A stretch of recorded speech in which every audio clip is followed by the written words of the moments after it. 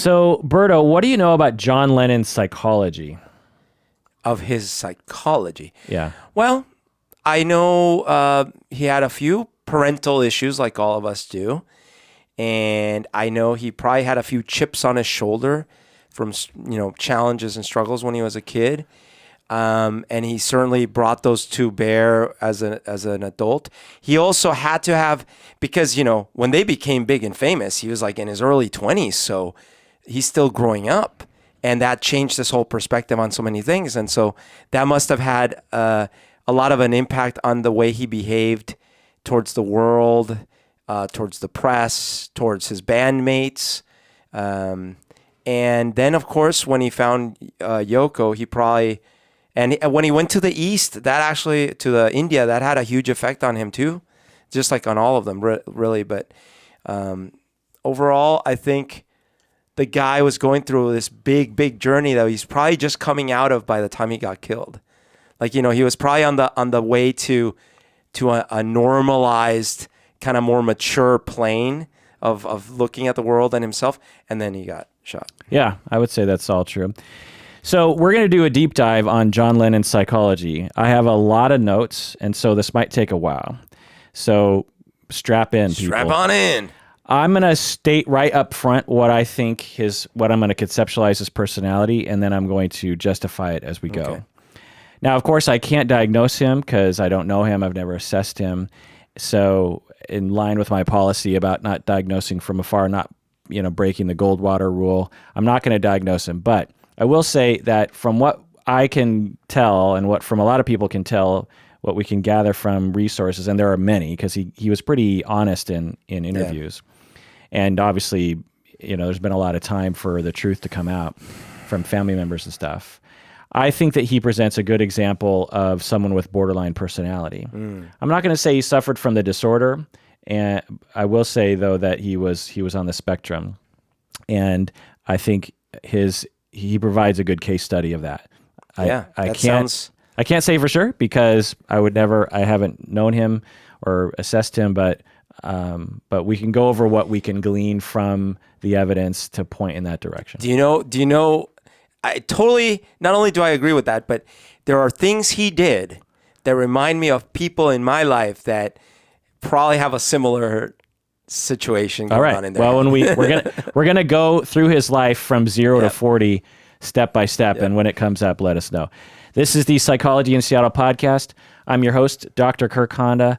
I'm a therapist, a professor, and a avid lover of the Beatles and John Lennon. Who are you, Berto? My name is Humberto Castañeda, and I teach how to set up humidifiers. So you and I are super fans of the Beatles. Definitely.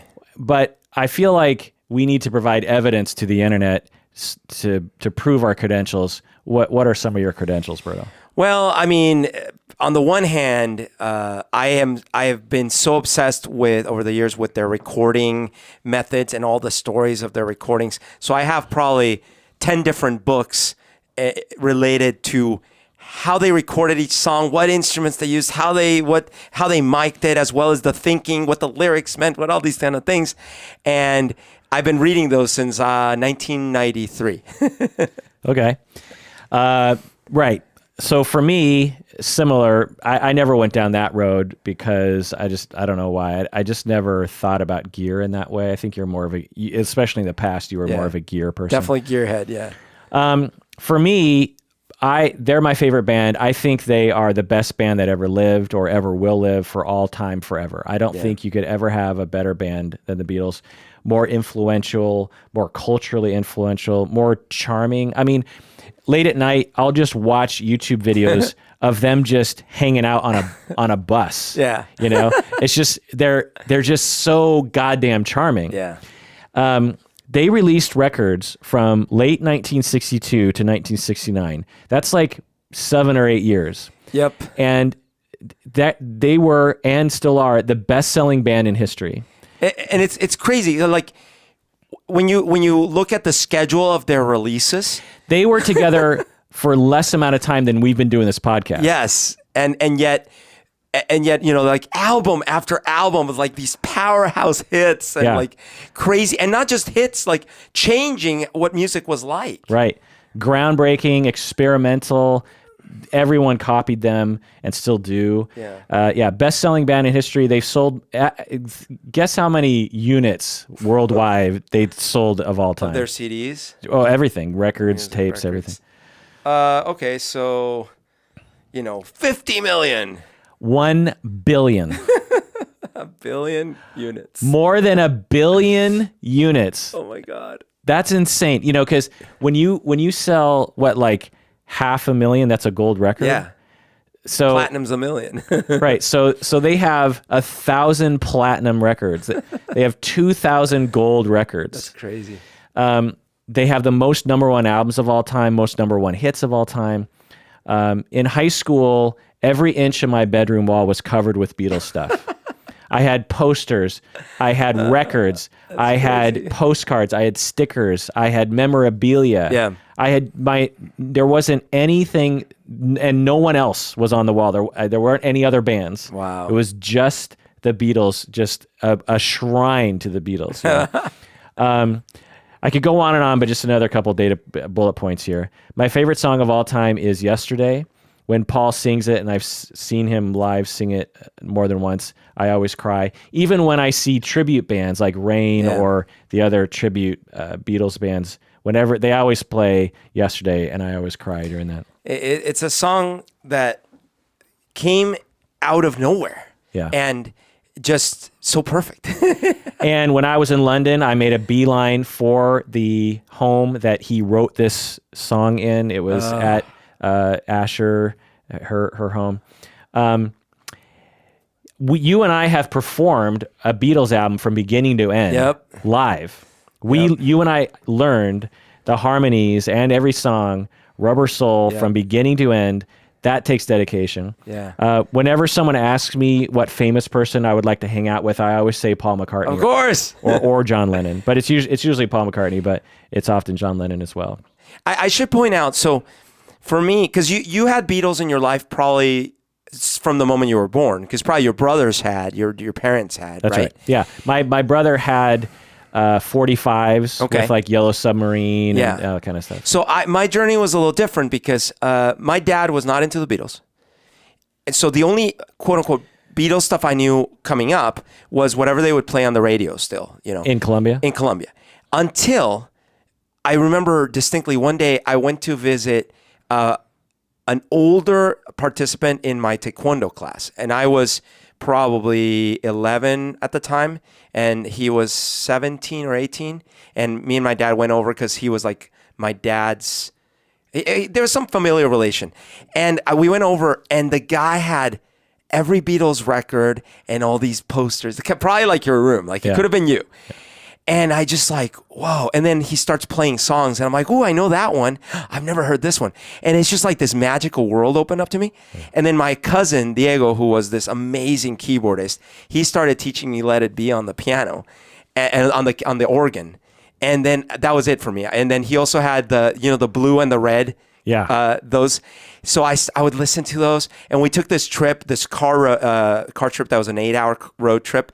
And we had a tape in the car, listening to it the whole way over and over and over. Yeah. It's all Beatles songs. Yeah. So that's when I really started deep diving. Yeah, for me, I grew up with the Beatles always on the radio, and my family would have records, I remember, and my friends would have records, and loved the Beatles a lot. But I didn't really, when you're a kid, you're not like an avid fan of anything usually. But when I became like 12 years old, I got the cassette that read, I think I got it from Safeway. I was in the line and I was like, oh, I want that Beatles album. And it's their best of songs from their early years. Yeah. And I brought that home and I listened to that album over and over and over again. And I would sit on my bed with my wooden tennis racket, and I would pretend that I was, in the Beatles, and I'd sing along. You probably had the same effect where even to this day, a lot of times when a song plays that's in one of those tapes, you still imagine the one that comes next in that tape. I don't actually, because pretty quickly after that, I started acquiring all the albums. And so to me, And so, well, the problem with me actually is that the next song is often the American version of the albums, you know what I mean? Which isn't the real, like some songs I associate with certain albums that actually aren't on that album. Sure. If you're a Beatles fan, you understand what I'm saying. Anyway, so let's get into John Lennon's life. Born October 9, 1940 in Liverpool, England. So his family said, I think particularly his mom, Julia, said that he was born during a German air raid from World War II. That's stressful. Right. But when they actually look at the historical record, that's not possible. Oh, okay. So right away, you see that his mom and his family have kind of an issue with the truth. Sure. Kind of an issue with narcissism or making things a little bit... Aggrandizing things. Yeah. He was named John Winston after Winston Churchill. Wow, I didn't know that. Which makes sense because at the time, 1940, Winston Churchill was the savior of... He's the man. Of Britain. His father, what do you know about his father? Do you know anything about him? No. Yeah, I didn't. So before doing this deep dive, I didn't know anything about his dad. Of course, I knew about Julia. I mean, the other thing is like, I read probably like, I don't know, 3 or 4 big biographies, but this was in 93 and 94. So I probably forgot almost everything. Right. So his father's name was Alf, and he looks exactly like John Lennon.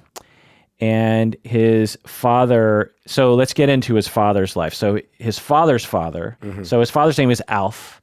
So Alf's father died when Alf was very young. So Alf spent many years in an orphanage. I don't know where his mom was, but Alf spent many years in an orphanage, which is a massive attachment injury. Yeah. So if you are raised in such an environment, you tend to later in life have a hard time attaching to other people.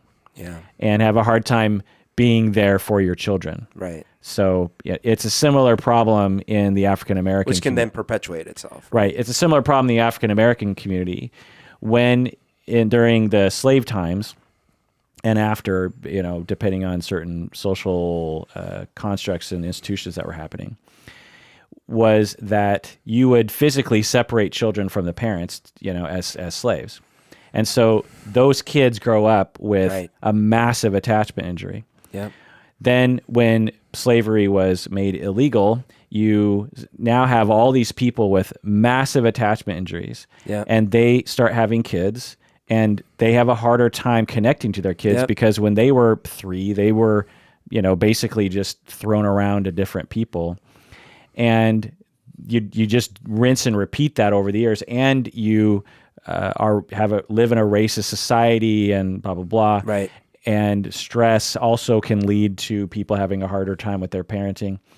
And you get situations today where in the African-American group of people, there's a much higher rate of parents not sticking around for their kids. Yep. And so... and then it's been exacerbated since the 70s and 80s with the mass incarceration of black males. Right, exactly. Yeah.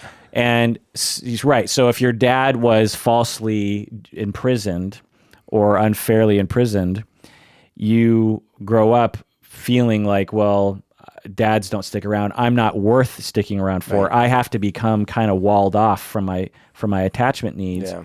Then when I grow up and I have kids, it's harder to connect because you're just like, you just don't have the neurons literally to connect with other human beings in that way. Of course, there are many black people who aren't this way, but it is a phenomenon of attachment that I think is quite obvious to me. And with Alf, his dad, so John Lennon's grandfather died when Alf was young, and so this made Alf having some issues with attachment. Alf sang and played the banjo. And he he was sort of like a semi-professional. Oh, Alf, wow. John Lennon's father. He specialized in impersonating Louis Armstrong and Al Jolson. What? Which sort of creeps me out because it rings of blackface, because this would have been like in the 20s when he would have done this, or the 30s. Alf ran away from the orphanage as a child to join a traveling music show, and he was caught and severely punished.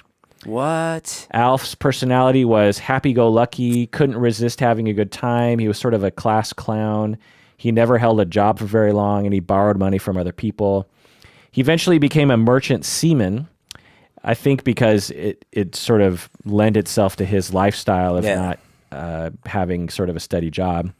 And he was gone most of the time. And World War II required a lot of merchant seamen to be working a lot because there was a lot of jobs to be doing. And he actually tried to get a job in Liverpool as a singer and entertainer, but he didn't get the job. So he ended up leaving John and Julia. So that was massive abandonment for John. So John was very open about the fact that he was very hurt and angry at his father for never being there. Yeah. What do you know about his mother? Julia. I mean, he loved his mom, but it sounds like she was a little chaotic or something, like maybe not dependable in a sense. Have you seen Nowhere Boy? No. You got to see it. Is that about... You have a problem with watching Beatles movies. That's how I'm a better fan than you are. Like, you haven't seen Across the Universe. You're getting it backwards. I'm such a fan that no one will get it right. You haven't seen Two of Us. You haven't seen Nowhere Boy. But Across the Universe isn't about the Beatles, right? Have you seen Backbeat? Of course. Backbeat's the one movie I watched. But wait, Across the Universe is not... It's a musical. And it's not about the Beatles, but it has music from the Beatles. But Nowhere Boy is about John when he's in his teen years, and Julia is a big part of that movie. And I think that given the source material, they did pretty well with it. Yeah. So Julia Stanley, her personality was that she really liked to party, which was similar to Alf. So John Lennon's parents both liked to drink a lot and go out a lot, and were both promiscuous. And she didn't like being proper, and she loved black music from America. She loved Elvis. That makes sense.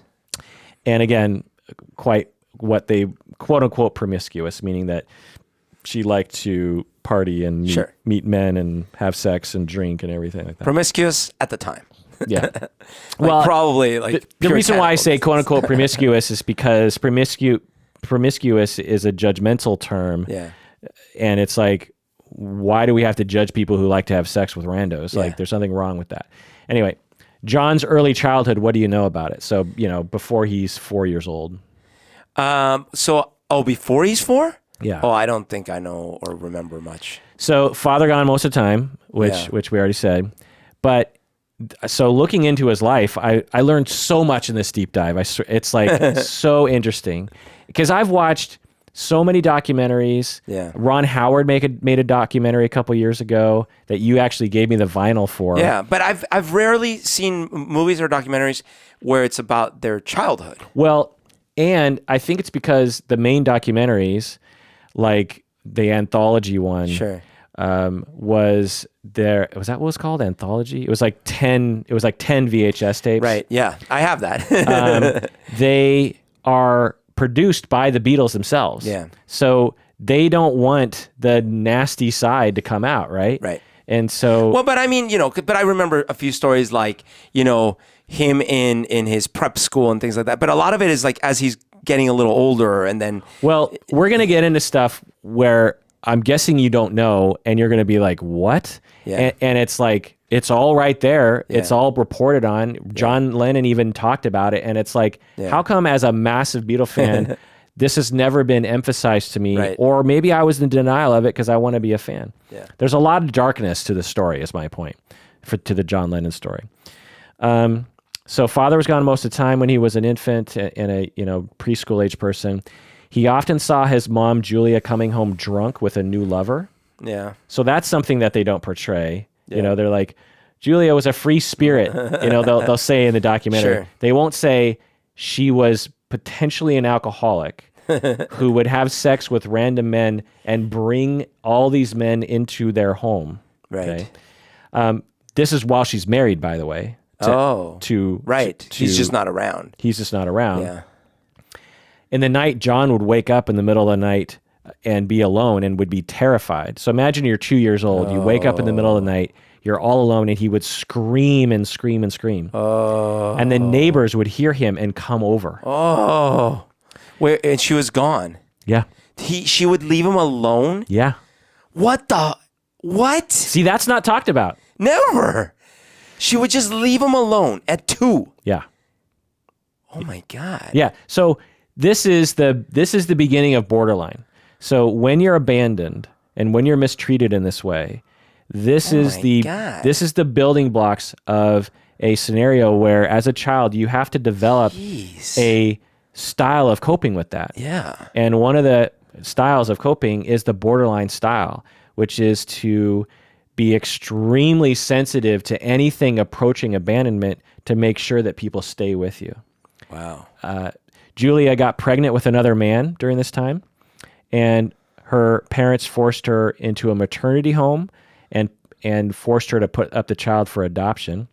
During this time, John was given to her father's brother while Julia was in the maternity home. And so this is another massive attachment injury. So when he's young, he's basically completely separated from his dad and his mom. His dad, he probably never had an attachment to, but his mom, arguably, he did. And, while the mom was in the maternity home, John had to go to his uncle. Wow. So imagine that. Yeah. Imagine you're 2-3 years old and you don't know where your dad is, you don't know where your mom is, and you're living with a random uncle. Yeah, I mean, I can relate to some of this because, I didn't know where my mom was. And I had to live, not with a random uncle, I had to live with my grandparents and my aunt for a year at 3, with my dad in Massachusetts and New York. Oh, so this happened to you. Some of it did. I mean, not right. So not me being left alone all night. So to demonstrate the coping style that I was saying earlier, you did not develop a borderline personality style. You were faced with a very similar situation as John Lennon. What you developed was a narcissistic style. Yeah. One in which you would say, well, I guess I don't really need people that much. Right. I'll just sort of, I'm okay on my own. Right. I'm very self-efficient. I can handle things on my own. Right. You also developed a sense of a grandiose self, of like, I'm special. I'm the best. Look at me. Right. And everyone would tell me that. Right. Because they, Well, there's a system, right? So that might have pushed you over the edge into narcissism, and that gave you the direction to go in, because it made you feel good to sort of play into that. But then as you play into that, you become more of a showman, and your family starts to reward you for that. Right. And you start getting love and attention from that. Maybe even your mom starts paying a little bit more attention to you because of that. I don't know. And so then you develop a narcissistic style. Right. But John didn't. And John actually did. So I should say, we'll eventually get to this. He developed a narcissistic style as well, but he was more borderline. But he was and I consider borderline and narcissism to be basically on a spectrum. Okay. At some point, his father learned about his wife's lifestyle and the way he was raising his kid. He comes back from the ship. And he's like, what's going on? And he kidnaps John. Oh my God, what? Yeah. He kidnaps John? Basically. It's his son. He takes him. Yeah. And if I remember right, he was going to bring John to New Zealand with him. Yeah, you know what? It's funny. As you're saying these things, the little bits I sort of remember from like reading the biography or whatever are things like, and then John spent some time with his dad. Right. It was like kind of statements like that. Right. But for clinicians out there, they will know this story, or people who've been through stories like this. Like, whenever you have that kind of highly contentious couple with a kid and a quote unquote promiscuous mom who's drinking all the time, this is a very, very common story. Right. Where there's custody battles and quote unquote kidnappings and stuff. Yeah. Julia eventually found them, and there was a fight, and the parents forced John to choose between the parents. Oh my God. This is at the age of like 3 or 4 years old. Oh my God. And as very typical, because John missed his dad so much and saw his dad as like a Disneyland dad, chose his dad. Okay. And he felt incredibly guilty that, he had to reject his mom to her face. Guilty at 3. Yeah. But in the end, his mom got custody of him, and the dad basically disappeared. And the dad disappeared. To John, he disappeared because he didn't care. And of course, Julia would reinforce that notion. Sure. But to the dad, he was like, I tried, but your mom was so overpowering and so conflictual that I just decided it was Right. best if I just didn't come around anymore. And of course, the dad also had attachment issues and blah, blah, blah. So at the age of 4, the parents officially separated and divorced, and he went to go live with Aunt Mimi and Uncle George. Why he didn't still live with Julia, I don't know. But I think it's Julia was not really interested in being a mom. That's crazy. Aunt Mimi and Uncle George didn't have any children, so that kind of worked out for John. Yeah. And again, massive abandonment, right? Yep. I mean, we've already multiple attachment injuries, and he's not even 5 years old yet. That's so insane.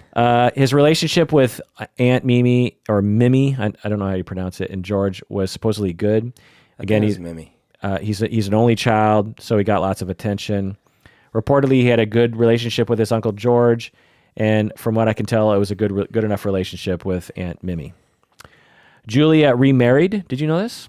I don't know. I don't think so. But I will comment on one thing. It's like, I think, because this is where a lot of the stories pick up. Right. It's like, John, blah, blah, blah. And then his parents, and then he was living with uncle and auntie. And Right. They don't talk about... Right. Because I think even if people know about this, they're like, well, John was young. What does it matter? Yeah. But it's like his personality was 90% formed by the time he went to go live with Aunt Mimi. Yeah. You know what I mean? Julia remarried, started a new family. She had 2 more kids, and she didn't take John back. So imagine that. oh my God. Imagine that. Your mom, who's still alive, Right. living just like a couple miles down the street, is now married and having kids, and you can't go see your mom. Yeah. Imagine the abandonment. Oh my God. And Is Mimi her sister? Yeah.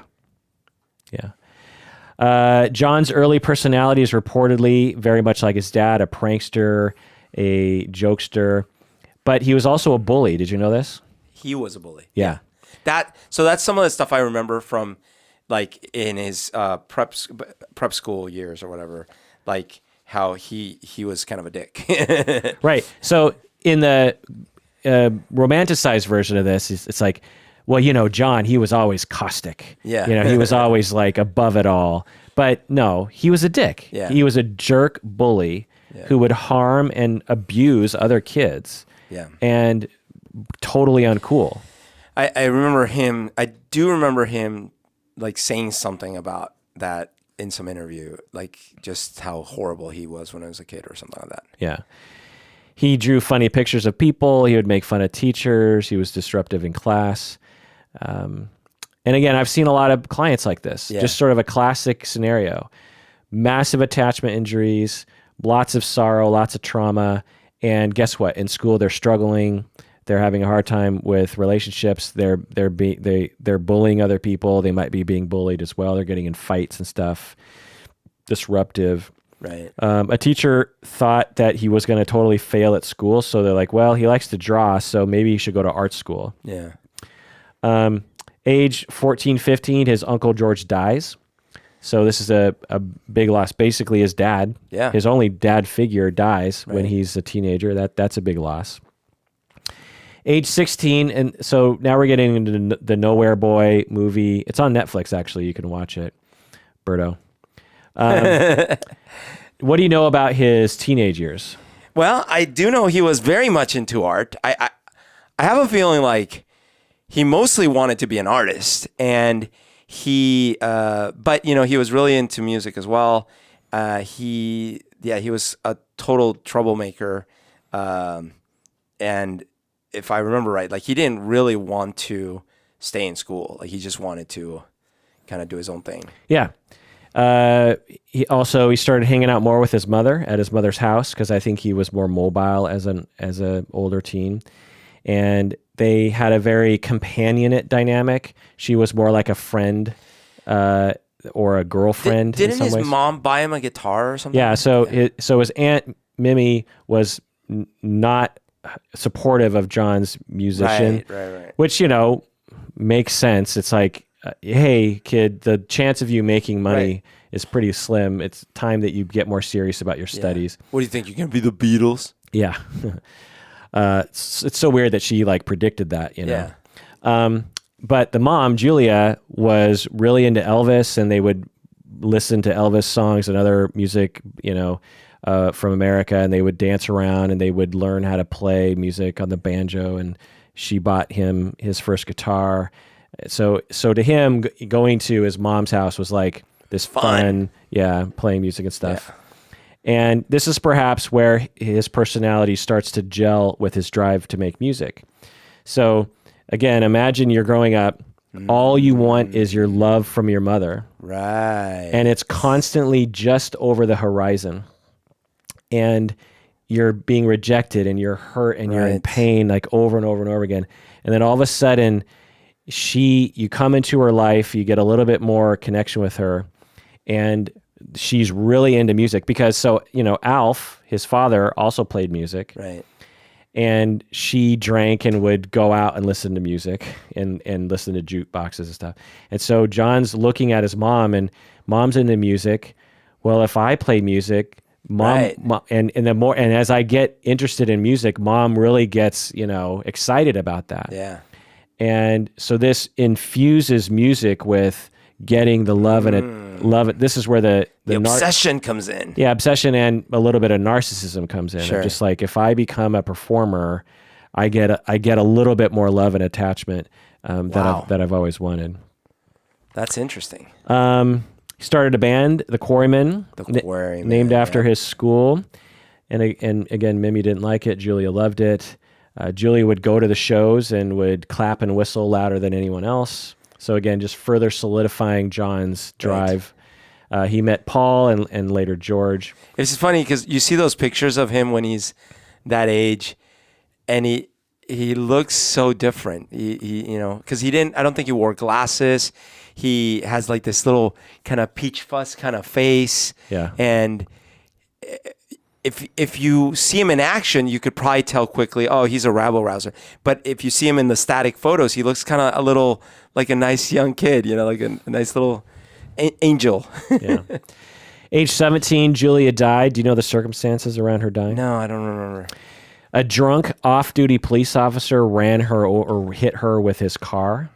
While she was walking? Yeah, she was walking across the street. Holy crap. A friend of hers was nearby and was walking the other way and heard a loud thud and turned around to see Julia's body flying through the air. Oh my God. Julia landed 100 feet from where she had been hit. Well, this is like slammed. Yeah. Yeah. Oh, shit. Like thrown through the air 100 feet. 100 feet. So I mentioned the details of her death because John would have known this. Yeah. John would have known it was a police officer who was drunk. Right. He would have known that she violently flew through the air and died. You know what I mean? Oh. And so not only is this obviously a trauma to him in terms of the violence and the suddenness of it. Yeah. While he was just starting to develop, the relationship he always wanted to with his mom, but it also is a form of abandonment. To have your mom die, oh my God! It's and like, he had his dad essentially die. His real dad left. His quote unquote dad dies. Then his mom dies as he's developing this relationship. And he's killed her, and she's killed by an off-duty cop. How old was he? 17. 16, 17. And so he is, and doesn't really have a way of coping with this. By the way, the cop was acquitted of all charges. I guess. Oh my God! This problem extends into UK, and he was just given a short suspension from duty. He later left the police force and became a postman. So John could not bring himself to look at his mother's corpse when he was taken to the hospital. He was so distraught during the funeral that he put his head in his aunt's lap throughout the service. Oh my God! This is extremely traumatizing to him, just grief-stricken. One of the worst things, so I, treat a lot of people with personality disorders, and not often, but sometimes they will have a parent that will die while I'm treating them. And it will be a parent who mistreated them when they were growing up. Mm. And I have witnessed that loss is much harder to cope with than if you actually had a good relationship with your parents. Wow. Which seems ironic, right? It seems like, well, if you hated your mom because she was a terrible mother to you and she dies, you'd be like, well, good riddance, that, she never loved me anyway. but it's actually the opposite, because the person never got what they deserved or wanted or needed from that parent. Yeah, and now it's permanently done. Now it's permanent. And so now it's really gone. Brutal. Like, you're really never going to get what you want. And it makes it much, much worse. So John went through that horribleness. And guess how he coped? He went to therapy and he talked about his feelings. No. Guess or people reached out to him, and he became an even bigger, like, kind of... Right. He started he was extremely violent. Yeah. And he drank a lot. Oh, of course. Self-medicate, and lash out at the world. And he got closer to Paul McCartney, who also lost his mother. Of course. That would have been a total bonding point. Yeah. So let's get into the Paul-John dynamic, but let's take a break first. What do you say, Berto? Let's do it.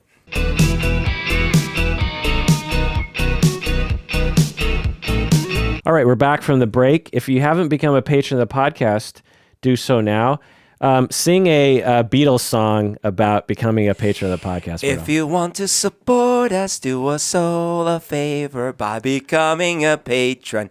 You can become a patron too. Patronize us today. Hooray. Na na na na. Hooray. Great. So become a patron of the podcast. When you do, you get access to a lot of secret, awesome stuff. Arguably, our best episodes are only available to patrons. And it's a way for us to know that you appreciate what we're doing. And it gives us, you're the wind beneath our wings. Did I say you're the wing beneath? You're the wing that's on top of our wind, making us fall. I love my parents to death, but I have acquired their twisted tongue and their inability to say idioms. They both have a hard time with idioms. Better to have a rock in hand than a bushel in the foot. Yeah, exactly. Okay, so the Paul-John dynamic, what can you say about that? Okay, so I think John was probably, again, chip on his shoulder and always sort of combative, probably really high opinion of himself and very, very like judgmental of others, very high standards.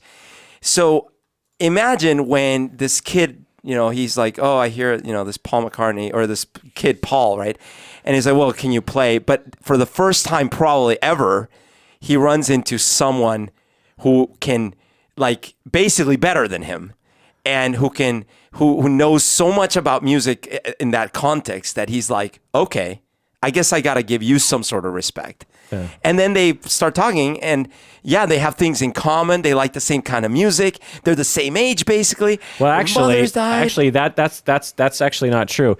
I mean, to us, looking back, they're similar age, but they're about 20 months apart. Oh, that's a big deal then. Right. When you're 17, that's a good point. And you're hanging out with a 15, barely a 16-year-old, John definitely is the older one. Yeah, that's a good point. And so Paul so actually now I can think of that dynamic even more interesting, because John is probably like, I can take this kid under my wing, but at the same time I respect the hell out of him. Right, exactly. Yeah. I'm in charge because I'm the older kid. Right. And he's a talent. And so it kind of balances out. John can still feel superior, but he also really wants what Paul has to offer. That's really good to point out, because I always pictured John and Paul sort of the same age. Then there's the little George, and there's the older Ringo. Ringo, I think, is the same age as John. He's a little older, but maybe just by a couple months. I think he's born the same year that John was born. I thought he was like a year older. 1940, yeah. Well, I always had it like backwards. George was 3 years younger. Yeah. 3 or 4 years younger than John. But anyway, so when you look up on the internet the relationship between Paul and John, what do you think that they talk about? On the internet? Yeah. Oh, they probably say like, hey, they co-wrote some of the greatest songs ever, but then they fought a lot afterwards. Exactly. Yeah. The internet is obsessed with their so-called feud. Yeah. It's like, and to people, I find that to be extremely surprising to me, because to me, I know the real story, which is that from the day they met until the Beatles broke up, they were best friends. Yeah. And at the end of the Beatles, there was some bickering, but they were still friends. They went through a period of a serious period of conflict. But Well, what kind of conflict? It wasn't like the way that people think it was. You've been in bands. I've been in bands with you. I've been in bands. There are times when there's tension. Yeah, I know, but it wasn't like you and me. There was Not like you and me, but like not as bad as I think the way that they portray it to be. it was okay. Fair enough. It was like me and our one of our ex bandmates. Okay. But even then, during that time, we were all still friends. And we were all still hanging out, and then I'm still friends. And there were times when there were issues and complaints and stuff. I saw a recent interview with Paul. Was it Howard Stern? I don't know what he was on, but he was talking about Howard Stern was like pushing on him about when they were trading songs back and forth, right, and hitting each other pretty hard, especially John, and but Paul made a point to say we were definitely not, I paraphrase him, not in a happy place between us at that moment, but we reconnected and we patched it up, and I was so grateful that we did, because then he got killed, and it would have been terrible, horrible if we hadn't, And it was only probably a couple years where they were so-called feuding through the press and through these songs, which I'll get into later. But very quickly they started hanging out again, and even while they were writing those songs, it wasn't like they hated each other with a passion. Right. It was more like they were just kind of taking some pot shots at each other. Right. And they're 27 at the time or something. They would have been 30-ish. But as you know, I have experience with people that I consider friends, that consider me friends, and that have had the equivalent of those kinds of vitriolic songs, right? Not in a song form, but like in an email form, for example. Yeah. And, even then, even when I got those emails, I never thought this is the end of our relationship. Right. You say, well, think about it, all you people out there who have been in long-term relationships. Have there been times when you have wanted to have your spouse get run over by a bus? Right. Or you're so angry, right, you're so upset, you're so pissed off at that person, right, that you'll even say horrible things. And then you make up and you're like, I'm sorry I said those things. That's what John and Paul were like. And to your point, the rest of the time we're talking about them living together. Yeah. Living together. Think about living with a bandmate. Right. The whole time for years and years. They did everything together. Yeah. They went to India together. Yeah. They did movies together. In the early years, they talk about this in the documentaries, how the van that they would use to tour Britain with and maybe Germany was so cold that because it didn't have any heat, that the four of them would lay on top of it. What do they call it? The Beatles sandwich or the Beatles? Yeah. And because that kept them warm. Yeah. So imagine you got four, 21-year-old kids piled in a van, huddling together for warmth, and how good of a friends you would have to be. So that's, I just find it, like when you talk about Oasis. It's like, Paul, why are you putting your finger there? That's not my finger, John. Yeah. Those aren't pillows, to you planes, trains, and automobiles fans out there. So the other movie is the Two of Us movie that talks about them in the 70s-ish time, which portrays their relationship. They would visit and blah, blah, blah. Anyway. Right. So, yeah. Now, about how they came together in the beginning, I agree with you, Berto. They were a good match. Paul, I think, given his mom dying when he was quite young, Paul acquired the narcissistic version, but he was raised well enough by his dad. His dad didn't have the problems that Julia had. Paul McCartney had good enough attachment so that he didn't have to resort to a coping style that was too drastic, but he did adopt some narcissism. Yeah. As anyone who knows Paul McCartney, he comes across. Now, his problems weren't as bad as John Lennon's. No, he seems a lot more centered. Yeah. Even when they were young. Right. His relationship with Linda wasn't tumultuous. He didn't, and we'll get into the problems that John got into in life that are really quite common for people with borderline. But anyway, so John is, they're both teenagers. Paul is more the narcissistic, and so he's more aloof, but stable. And John is more unstable and needy. And so they kind of fit together in that way. Okay, so college years, they keep playing music, and they met Stuart Sutcliffe. And what do you know about him? Stu was the artist, the true artiste.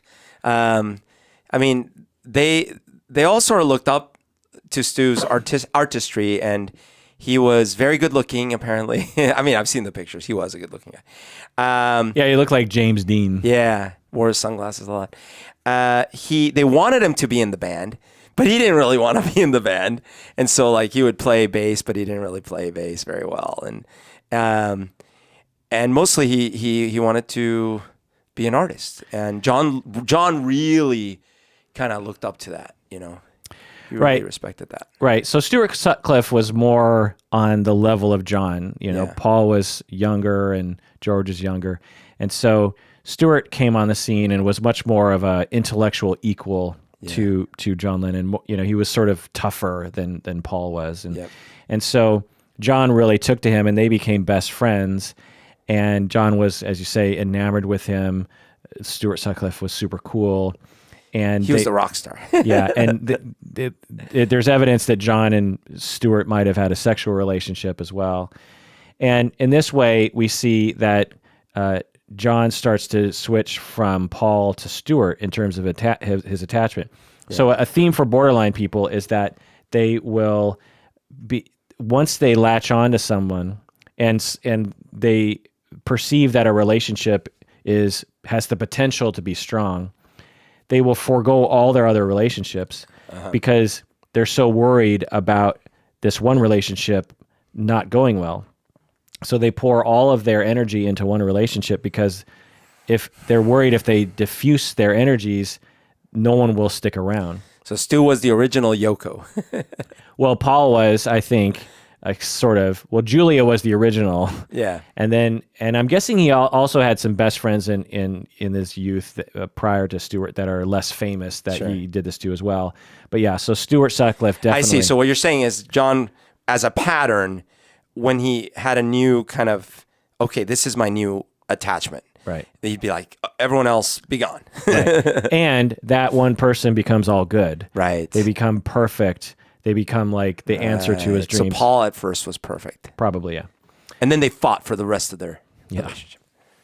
This is the time of the Backbeat movie that came out in 1994. That Astrid and they're developing their sound in Hamburg and all that kind of stuff and their look.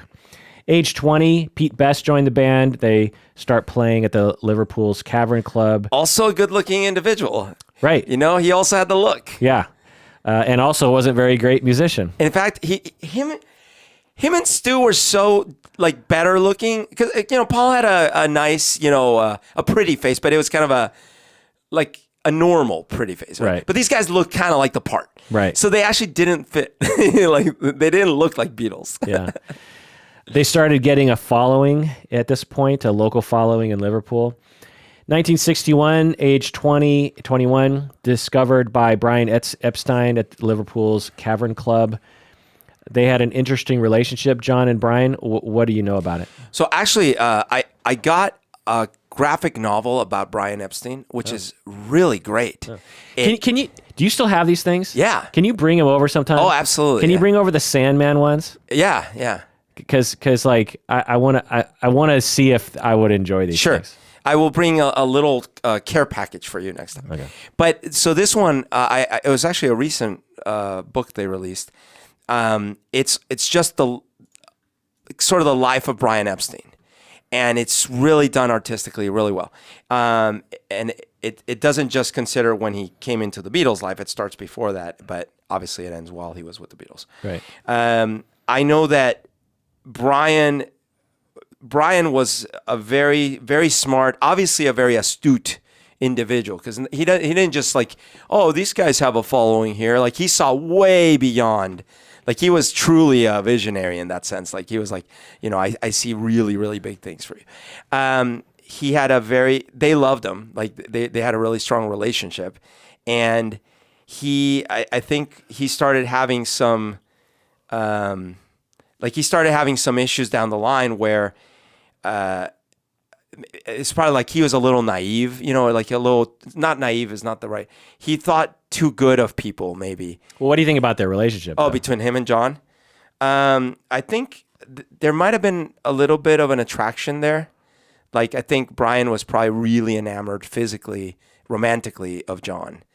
And so that was part of like one of the ingredients into his, I think he overall just, admired the hell out of John. And maybe it was a little parental, like an older brother sort of thing. Right. That's my take on it, is father, older brother kind of thing. And because now, of course, John and all the Beatles had a complicated, multifaceted relationship with Brian Epstein, but John, given his issues with authority and with parents, was not always very nice to Brian Epstein. Oh, I didn't realize that. Again, not talked about, but there were reports from, credible sources that John would bully Brian sometimes. Oh. Because again, John naturally doesn't like authority very much. Yeah. The cop that ran over his mom, his dad, all these people that have let him down, and he's like, screw those people. And so Brian Epstein, kind of a father figure, Brian Epstein was Jewish and gay, and John would call him a faggot, and he would make fun of him being Jewish. Oh. And there were multiple accounts of this Yikes. kind of stuff. Yeah. I mean, you could see it as perhaps a friend ribbing another friend. Yeah. But other people are like, no, John was abusive to Brian Epstein. And, Brian just took it. So that's another thing that they don't talk about. They don't talk, yeah. Okay. And John would, I think, later on sort of admit to some of this stuff. Oh. So again... that's not the picture I had. Right. Now, they also had a good relationship, and they also probably joked around. They also probably had a very caring relationship because they were together all the time, especially during the touring years of 63 to 66. But it wasn't all roses. 1962, Stuart Sutcliffe dies. This is another massive blow to John, and John reportedly cried for days. So yet another loss in the life of John Lennon. Yeah. Ringo came to the band, and they... by the way, sorry, that was a weird one too, because it was like a tumor, a brain tumor or something, like a head tumor. It was not an aneurysm. It could have been an aneurysm, but it's unknown what caused it, but the theory was that during the days that Stuart and John and the rest of the Beatles were in either Britain or Germany, they would get into a lot of fights because John would get drunk and get in fights, and Stuart got hit in the head really hard once, and then complications from that later led to him having some kind of... But it was so sudden, and he was so young. Right. It's like, what the heck?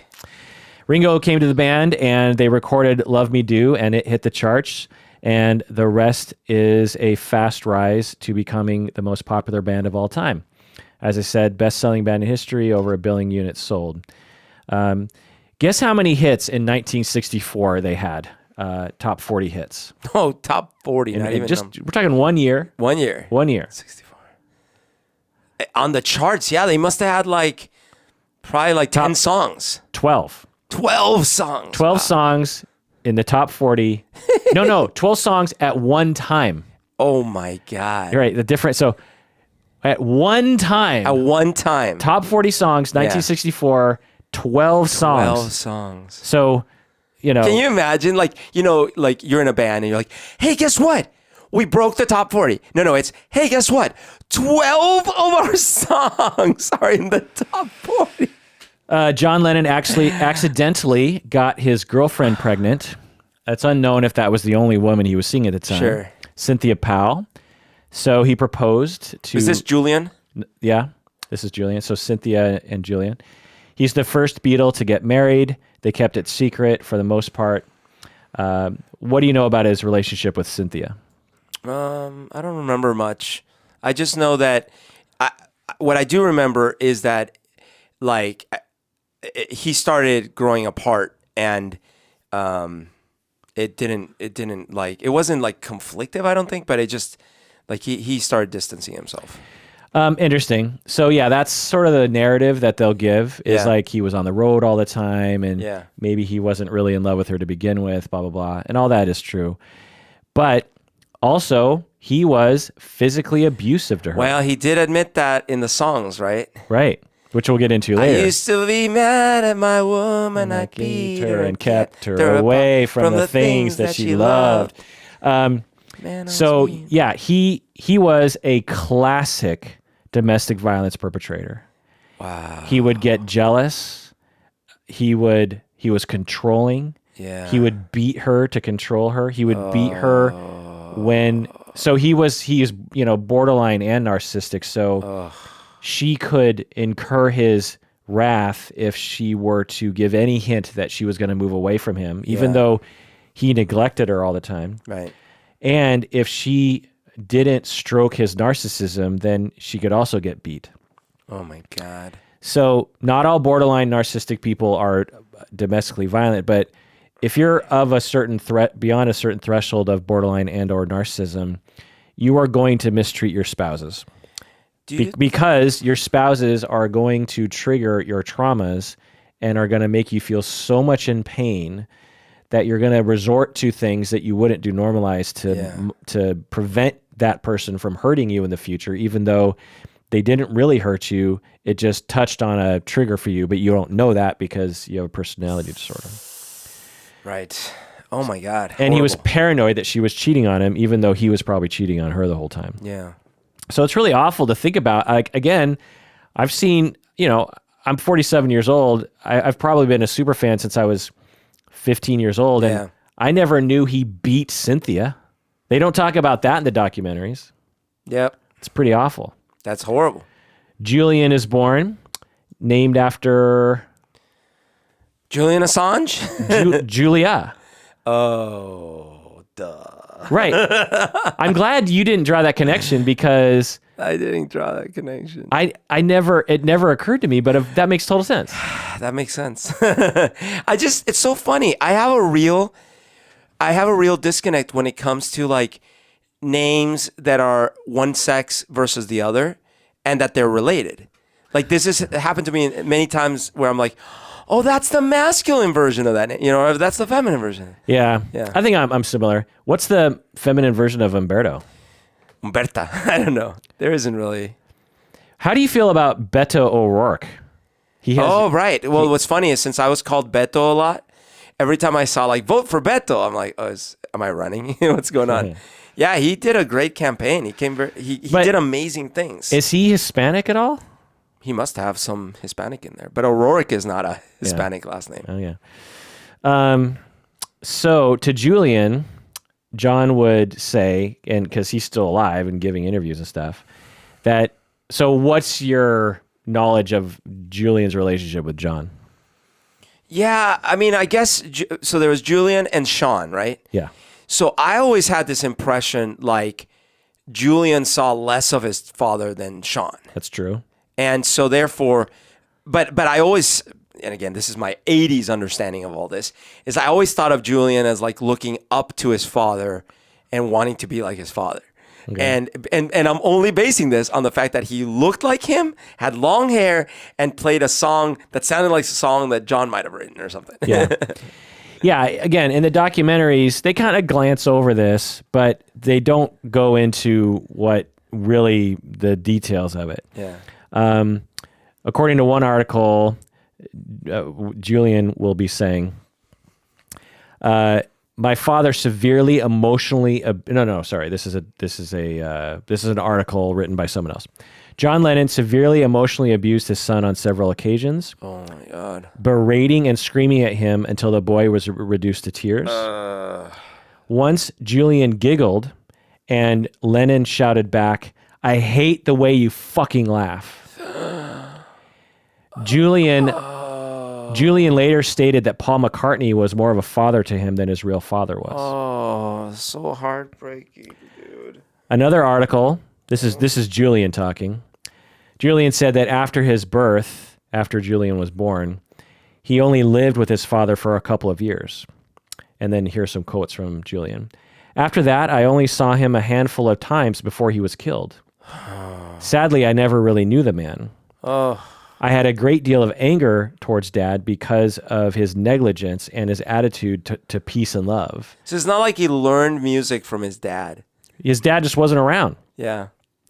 He says that his dad was so into peace and love, but that peace and love never came home to me. Huh. So it's just awful. Oh, man.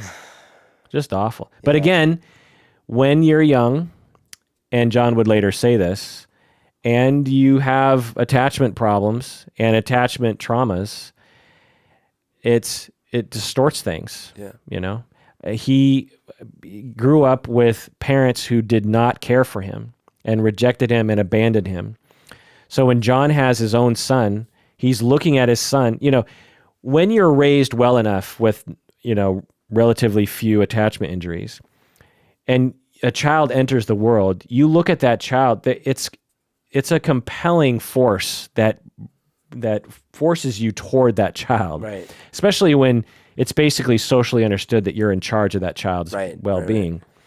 And especially as that child kind of comes to you and asks you for things. Well, if you're abused and neglected and abandoned when you're a child, you literally don't have neurons that are the same as other people do. You don't have the same connections. And so you look at this other, human being and you're just like, what, What am I supposed to do? Yeah. Because, parenting is incredibly inconvenient. Right. Incredibly inconvenient. Right. But people love to do that because they have neurons and neuronal connections that involve love and attachment and stability. It rewards them in a different way than the inconvenience they're feeling. Right. Yeah. That's what compels parents. It just feels good because it's a reenactment of the feel-good experiences they had when they received that. But if you don't have that, if you don't receive that, then you don't get the same dopamine charge from that same behavior. It's just the inconvenience. It's just the inconvenience. Holy crap. Yeah. Because, every parent wants to scream at their kid about little things, like stop doing that, Right. But, most parents who have, normal attachment security don't act on those things or they modify it somehow. So, that's a story they don't talk about. Yeah. But Julian Lennon is quite open about this, Wow. No, that's true. It's been so sanitized over.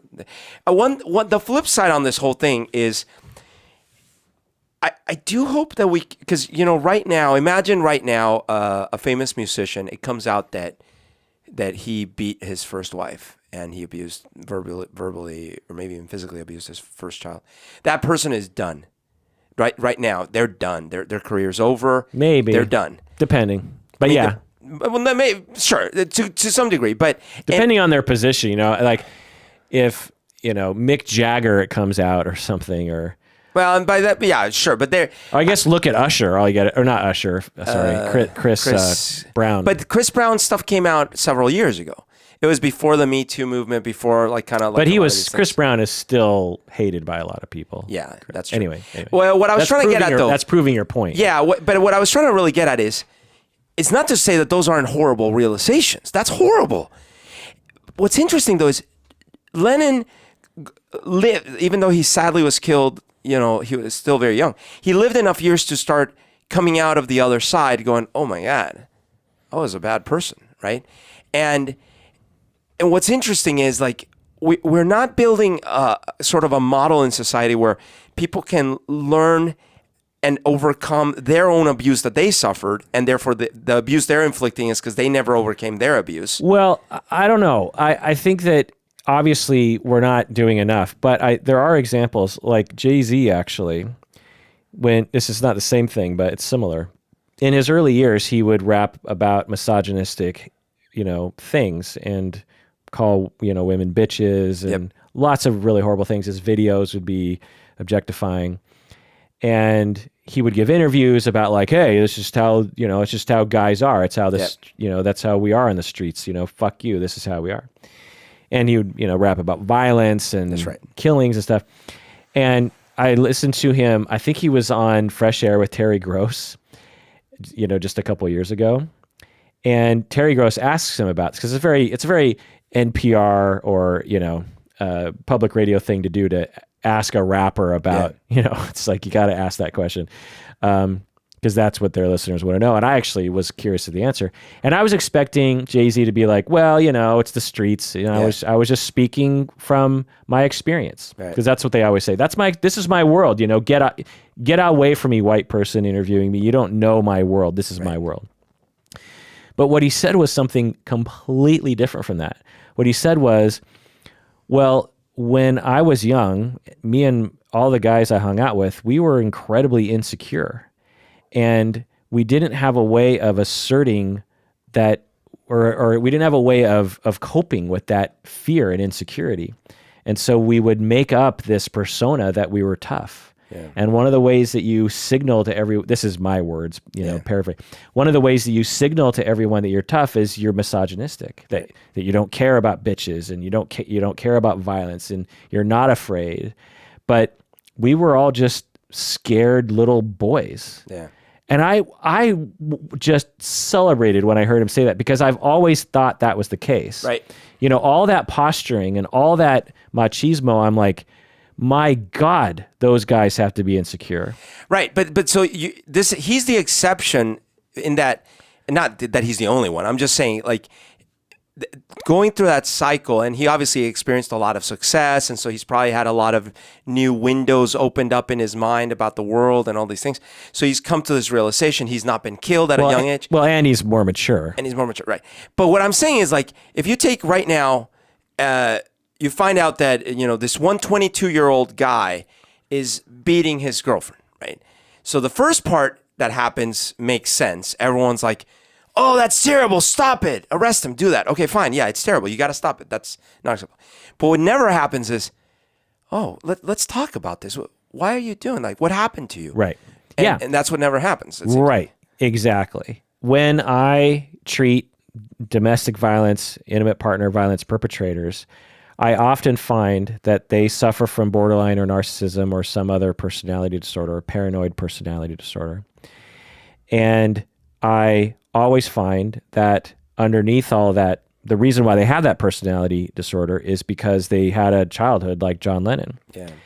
And they are suffering greatly, and they have massive traumas about abandonment and about being harmed by other people, and they will lash out. Similar to the way a Marine vet coming back from the war in Afghanistan, when he hears a loud explosion, he thinks it's an IED, and his whole body goes into a state of shock and terror, and he might be a little irritable in that moment. Right. That's exactly the same neuronal experience of John Lennon coming home after being on tour, seeing his wife, whom he probably has some attachment to, and she is a little cold towards him, and that is like a loud explosion going off in his mind of reminding him of his mother, who wasn't very loving to him, would abandon him, and then John would feel extremely hurt, and then would engage in some kind of verbal parley with her. Cynthia would probably try to defend herself, and it would escalate, and then John would start beating her. Yeah. It's not moral. It's not a justification, but it is a reason that a good moral human being would resort to something as awful as that. Right.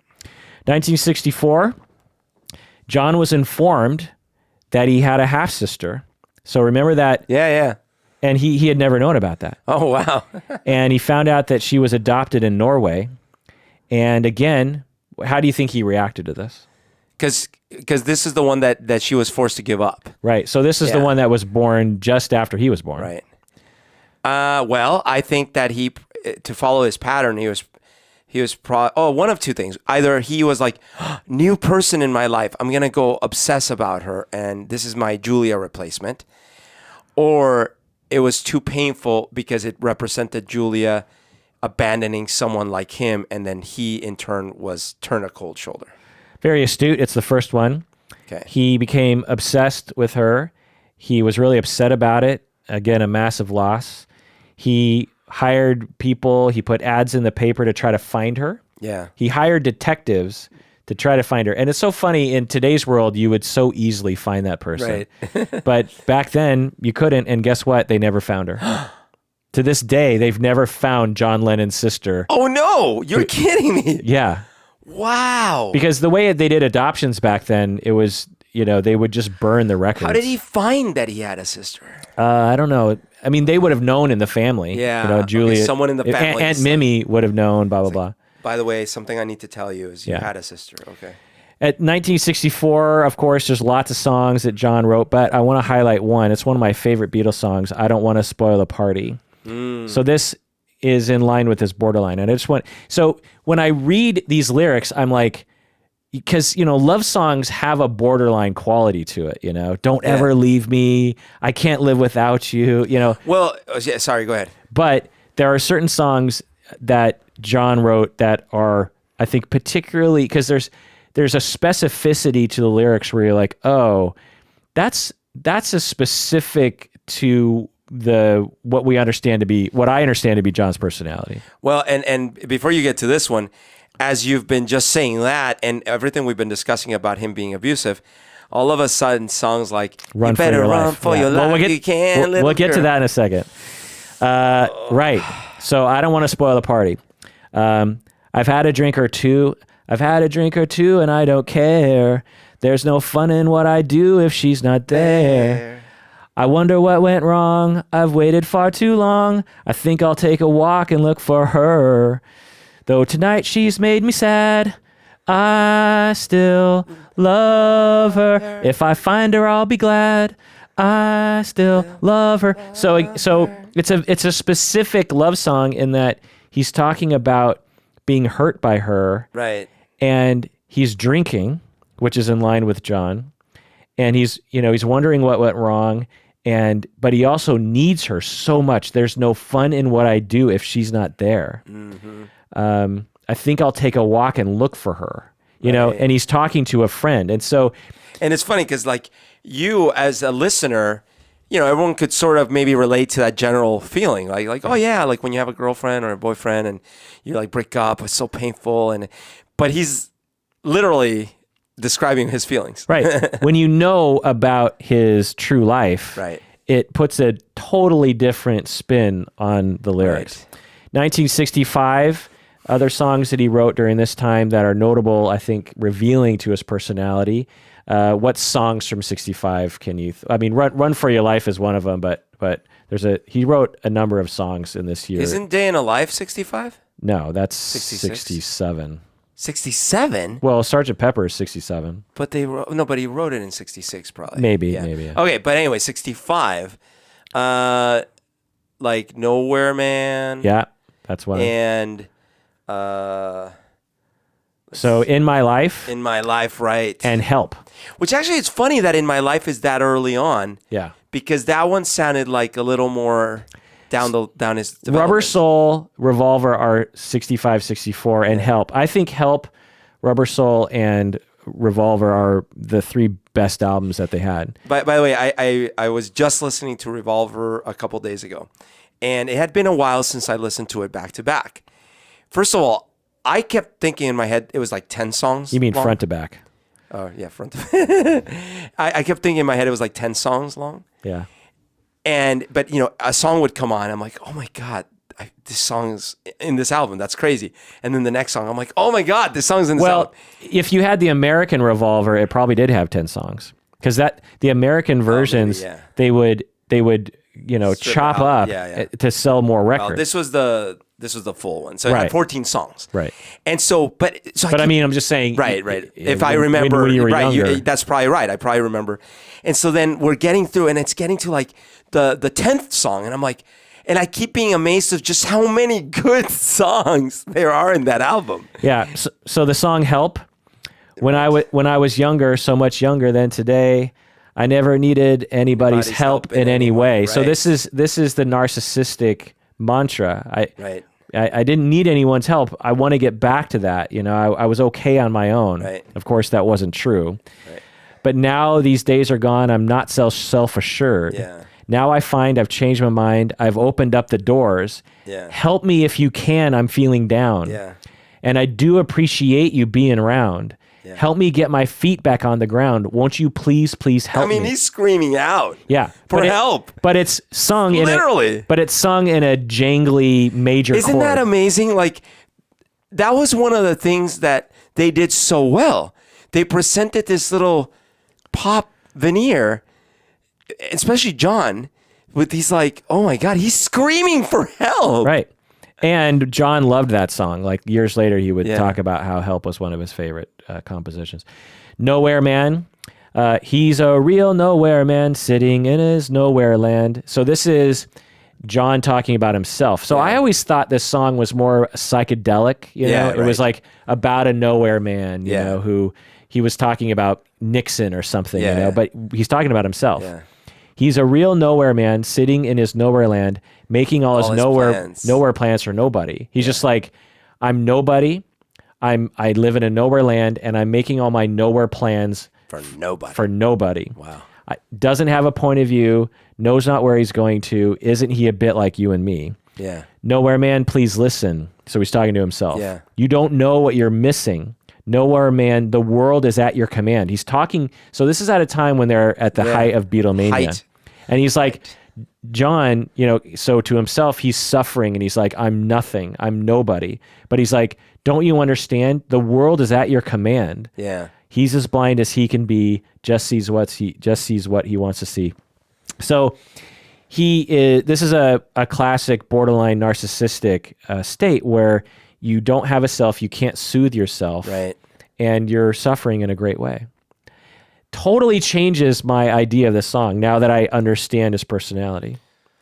Another song in my life. Why don't you do the lyrics? This is your favorite song, right? Not my favorite, but it's my mom's favorite song actually. Oh, but it's definitely one of my favorites. In the past, you've said it was one of your favorites. Oh, of John's. I might have said of all time of the Beatles.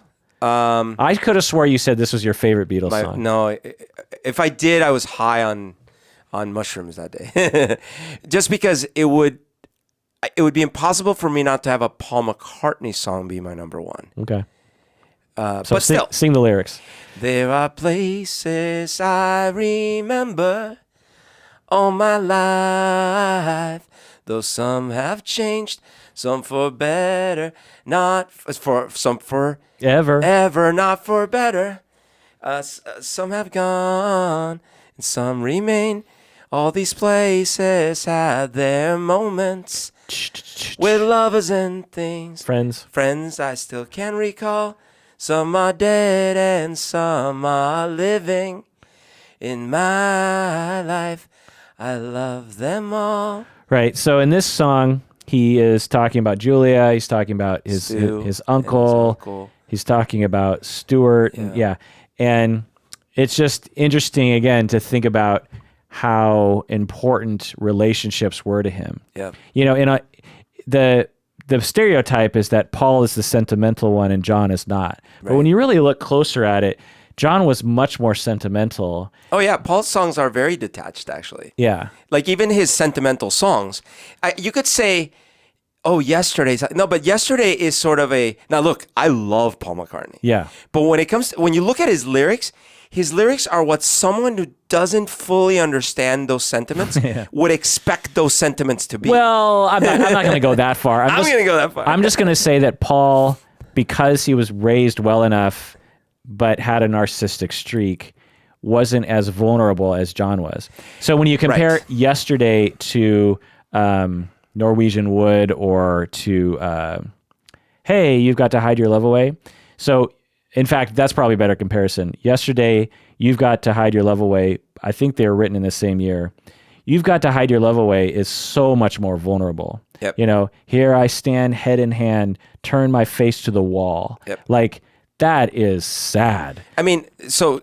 And can't come from any other place than reality. Absolutely. A song like Yesterday, you could see how someone would just, you know, write that song and it would be, okay, that I guess that encapsulates an experience I might have had.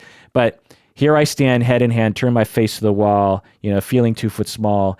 That comes from a place, obviously, that John was feeling at the time. Right. So like certainly later and especially in Paul's solo career, Paul grew and evolved and got a lot more personal and things like In that. fact, one of the best examples of this was a song that Paul wrote about John after he died, Right. which I'm trying to remember the tune of it. There art there, what is attitude as you were here today. Here today, like it's a beautiful song and very heartfelt and like so he vulnerably sung and blah, absolutely. blah, blah. So he of course grew. What I mean is like, and this actually, when I was younger, me and my friend Shun, we would get in debates about the Beatles, and he loved John a lot more than he loved Paul. I loved Paul a lot more than I loved John, and it actually made sense with our personalities because I had a similar kind of happy-go-lucky. So if I'm going to write a song about love, it's going to be about like some idealized version of love, not about true pain or true like. Well, right? and more broadly, your personalities are more of the templates of John and Paul. Absolutely. Now, as I grew older, by the time you and I were doing music, I actually was starting to write a lot more about sort of real feelings, but still a mix of like idealized and some of my feelings, right? And then as I wrote my set of songs I wrote with Plastic Polly, a lot more real stuff came out. Certainly the piano songs I've written, that's as real as it gets. Yeah. But when's that? Never. When I look at Paul's... I did a recent deep dive on perfectionism. Yeah. So to those people out there, we've talked about this before, Berto has spent thousands upon thousands of dollars and years of his life flying down to LA and recording with a session band and producers and everything. Just, I believe, 10 songs, right, on piano, which I'm guessing are amazing tracks, even without any production. And you have yet to release them to anyone to listen. Well, part of the problem is there's a logistic problem in that they're not mixed. There's but again, who cares? Yeah. Even if they're not mixed well, like you can mix them. Sure. I can mix them. Sure. You and I have mixed. We've mastered. Yeah. We're not amazing, but we're probably like 95% as good as someone else could be. And is that a perfectionistic thing? Like, are you worried that it's not going to be perfect? Are you? Well, I mean, part of it is I guess I could request the raw tracks, and part of it is I don't have the masters. Forget about maybe now, because maybe that ship has sailed to you. Why, for the 5 years you were doing it, was it impossible for you to actually complete that project? Oh, I see. Yeah, well, that was a mix of perfectionism. Also, like specifically what? Like worrying about? Well, part of it honestly was I wasn't good enough yet for the songs I had written. And as you know, when you have to record them, it's a very different thing than when you just write them. Good enough on piano? On piano and singing. Oh, really? I actually say more on the singing side than so on the you piano wrote side. Vocal parts that you couldn't sing? That I couldn't sing consistently enough to record them well. Wow. Now, but why didn't you just rewrite the parts? I just didn't know. Remember, I wrote these songs like 12 years ago, right? But now I actually have most of the tracks pretty close to done. Now it's more of a logistic silliness of like, I just need to schedule a time that works for both of us to fly down there, finish up the bits of things and be done with it. Well, don't you have all the backing tracks recorded? Yeah, I just don't have them. But just get them and I could just finish it up here. Yeah, that's a good point. But you paid for it. Yeah. I mean, blah, blah, blah. Yeah. No, you're right. You're right. You're absolutely right. The listeners want to hear those songs. They do. I think they do. What I was trying to say, though, was with Paul, a lot of his early songs, they are so well-crafted pop songs. But the lyrics, the meaning of it is a lot more superficial. Right. Some of them are touching, but the ones that are touching are almost a little third person. Well, yeah. Like For No One? It's hard to really generalize like that. I think I agree.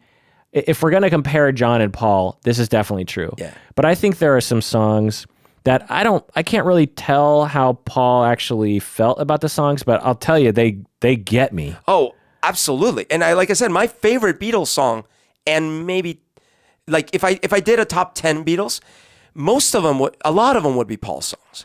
So I actually did this.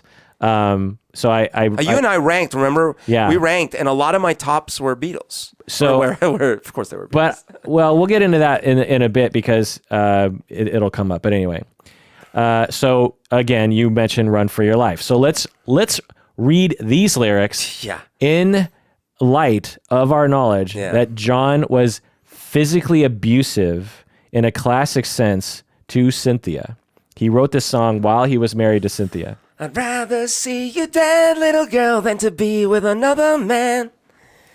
You better keep your head, little girl, or you won't know where I am. You better run for your life if you can, little girl. Hide your head in the sand, little girl. Catch you with another man. That's the end, little girl. And I always thought that was kind of a cute little song. Right. Totally. Until I did this deep dive this week. I was like, oh my God. Well, it's just a cute song. He's just being... he's exaggerating. It's hyperbole. Of course. Well, you know that I'm a wicked guy, and I was born with a jealous mind.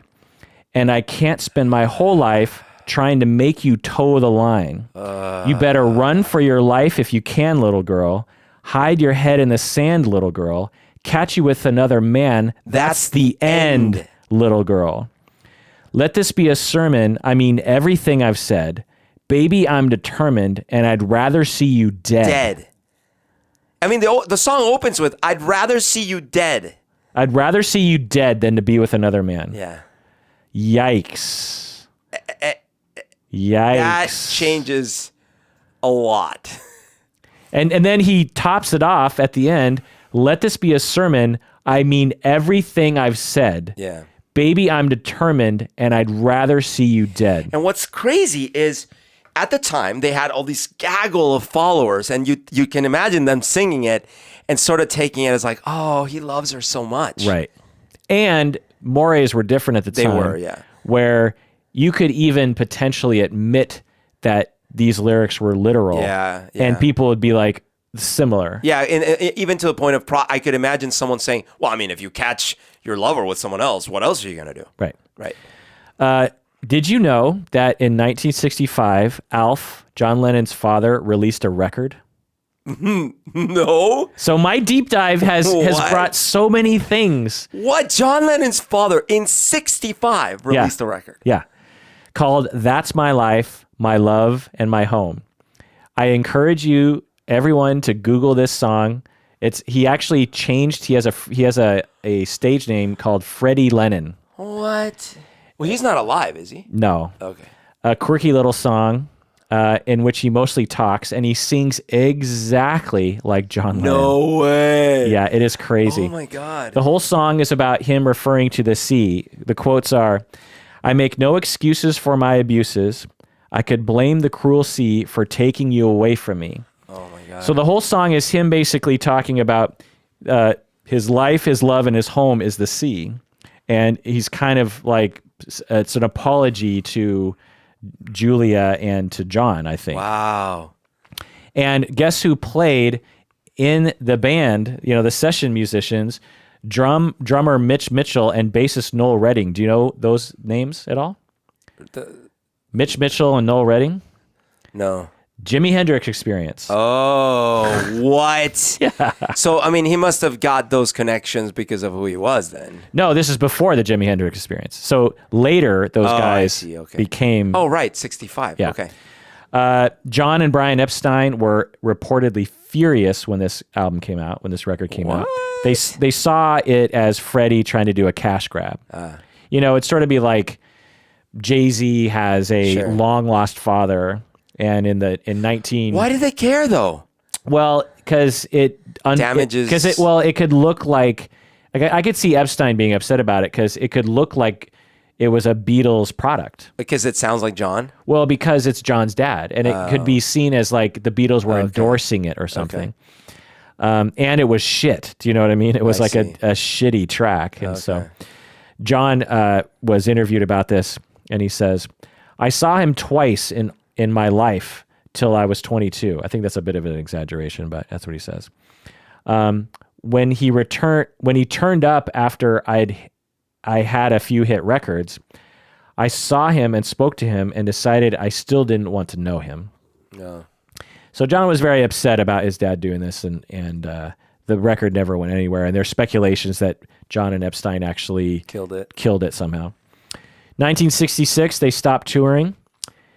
And instead of John rushing home and spending time with his family, he went to Spain to film that movie. Oh, right. My war, what was it? Yeah. How I won the war. Yeah. At this time, he met Yoko Ono. So what's the story of John meeting Yoko? Yeah, he's at the art gallery for her presentation. He doesn't really know her yet, and he sees a little thing where there's a ladder and there's like a little tiny thing, and he has to climb the ladder, and when he gets up, he looks, maybe there's a magnifying glass or something, and it says, yes. And if it had been no, I wouldn't have been interested, but it was yes. So... all bullshit. Really? So that might have happened. Yeah. But Yoko Ono was a groupie for the Beatles. What? She was one of the Apple, what they call them, the Apple women, or I can't remember what they call them. Really? Yeah. She was one of those women who would wait outside Apple Studios to try to get an autograph or get a kiss. And it was reported that she once forced herself into John Lennon's limo between him and his wife. What? Yeah. Oh my God. So Yoko was, one of those crazed groupies. Yeah. Who had met John several times, like as a groupie. And John, wait, was she groupie number 9? Yeah. And so the romantic story that she was just happening, to have an art show that John happened to be at. Yeah. And then he fell in love with her is, I guess partially true. Yeah. But they always leave out the fact that she was one of the groupies who would hang outside. Yeah, no. I mean, it's completely misrepresented because I actually assumed the assumptions when you hear that story are John and her didn't know each other at all. Right. He's just at an art show that she's already sort of like this artist. And so they're almost on not equal footing, but they're both artists. Right. And then he goes and sees this and he's like, wow, this is a person and blah, blah, blah. Whereas instead, this paints a very different picture. Instead, John is dating or having an affair with a groupie, essentially. Yeah. And a very intrusive groupie. So at this time, he starts using a lot of substances in addition to alcohol, opiates, heroin, pot, LSD. This is a very common thing for people with personality disorders, particularly men. They self-medicate, as we've been talking about, to deal with the psychic pain. Just because he's famous doesn't take away his attachment injuries, doesn't take away the intense psychological pain that he's going through all the time. In fact, it could exacerbate things. Right. all the incursions on his attachments, all the triggers that he's going. He's sleeping a lot, and he was probably depressed too. And sleeping a lot, is that a symptom as well? Yeah. If you're, 1, depressed, you sleep a lot. 2, opiates, you fall asleep a lot. One of the big reasons why heroin and opiates are a big problem in America today is because opiates and heroin will absolutely take away. So John Lennon has a very common backstory. Yeah. I mean, you have a story that's similar to this. There is very little that will ameliorate that pain for people. Therapy could take 20 years to get rid of that pain. There's no SSRI. There's nothing that will take it away. But what does take it away is heroin and opiates, Percocet, OxyContin. These things do take it away. Right. The problem is, as you get used to those drugs, you need more and more of it to actually work. And there are side effects, like you could overdose on accident. Mm-hmm. So whenever I hear about the heroin epidemic, what I really hear is an attachment epidemic. Wow. Which is proven by research. Yeah. It's not an addiction problem. It's an attachment psychic pain problem. Wow. I mean, the addiction comes with the territory, but it's not the cause. How many people take opiates after a surgery or something? Right. And how many of them become massively addicted? Right. Well, they're It's those people who have been, because you'll hear people with attachment injuries, they'll say, yeah, I had my wisdom teeth pulled, I popped a Percocet, and for the first time in my life, I felt okay. Wow. Oh my God. That's an intoxicating experience. Yeah. So that's a crazy thought. So yeah. Pot can also help, kind of, not as much as opiates can. And LSD affects serotonin, so it makes total sense that would help him with his depression. This is when he wrote, I'm Only Sleeping. And again, when I heard this song when I was a teenager, I thought it was more metaphorical. Yeah, totally, right? And also kind of psychedelic. You know, I'm sleeping, I'm floating away. When I wake up early in the morning. I mean, I always liked it in that sense of like, because I could relate as a waking up for school and you're like, oh, dude, I'm not ready for this, So I always thought of it like that. This was one of the first songs that I had heard. So as I was getting into the Beatles when I was a teenager, I would have to acquire these albums, right? Yeah. And because you couldn't go on the internet and listen to music, you'd have to somehow get your hands on the albums. And there were times when I'd get a new album home and I'd put it on the record player to put the needle. And, I would get to tracks that I'd never heard before. Right. I'd be like, this is a Beatles song I've never heard before. And when I got to I'm Only Sleeping, that I remember the moment I heard this, the first line, that guitar sound, and it was like electric to me. I was like, how come I've never heard this Beatles song? It is one of the best one that's ever been written. Some of the lyrics go that typify, I think, what John was going through at the time. Everybody seems to think I'm lazy. I don't mind. I think they're crazy. They're crazy. Running everywhere at such a speed till they find there's no need. Please don't spoil my day. I'm miles away, and after all, I'm only sleeping. Yeah.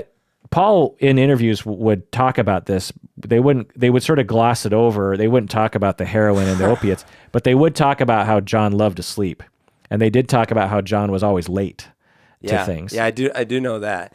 It's funny. So I did read a couple biographies back in college that did go, and I don't know how much, because these were like the unauthorized biographies. So I don't know how much of it was exaggerated, but they tried to go a little more into the dirt.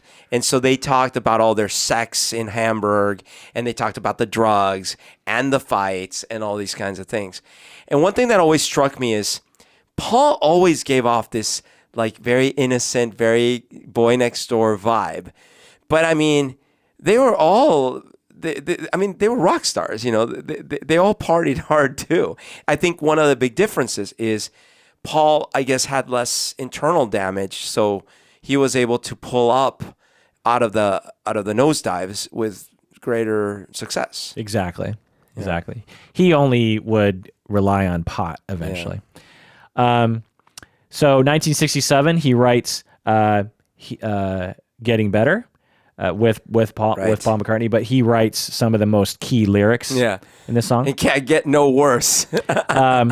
I used to be cruel to my woman. I beat her and kept her apart from the things that she loved. Man, I was mean, but I'm changing my scene, and I'm doing the best that I can. Ooh. Yeah. So in this song, he is just flat out admitting that I used to beat my woman and I was cruel to her. And I would end, there's a key line here. I kept her apart from the things that she loved. That's a classic DV perpetrator thing to do. And again, whenever I heard and sang this line, I just, these aren't metaphors wonderful? But it's so funny. He spelled it out as clear as day. Yeah. Multiple times, and yet we all kind of like, they're just lyrics. Yeah, and I'm sure, people like Charles Manson read into that as some other kind of thing when it's just like, nope, it's literally what he's saying. Brian Epstein died during 1967 of an accidental overdose. It's believed some people think it was suicide, but other people think it was accidental. It seems likely it was accidental. Just after Sgt. Pepper came out, again, a massive loss for John Lennon. Just tragic, just sudden, boom, just gone, right? Just imagine what that would be like for all the Beatles. And he was their glue, especially in those points, because and their dad. Yeah. So let's review his losses up to this point. Abandoned my dad, left at home by mom, abandoned my mom. Mom abandons him and has another family. Just she lives just down the road. Oh my God. Dad has Uncle. another family. Oh, right. Uncle, dad dies. Yeah. Mom dies tragically. Best friend dies tragically, Stuart. I mean, that's a lot of tragedy. He finds out he has a half-sister that he can't find. Yeah. And then his father figure, Brian, dies tragically. And he's 26. Yeah, right? 1968, he writes Julia. In India, he asked Donovan to help him write a song about childhood that John goes to Donovan and says, help me write a song about the child that I never really had with my mom. And Donovan says, well, when you think of the song, where do you imagine yourself? You know, when you think about the lyrics of this fantasy version of you and your mom, where do you imagine yourself? And John says, well, I'm at the beach and I'm holding hands with my mother and we're walking together. Isn't that very sweet? That is very beautiful. It's the only track to only have John on it.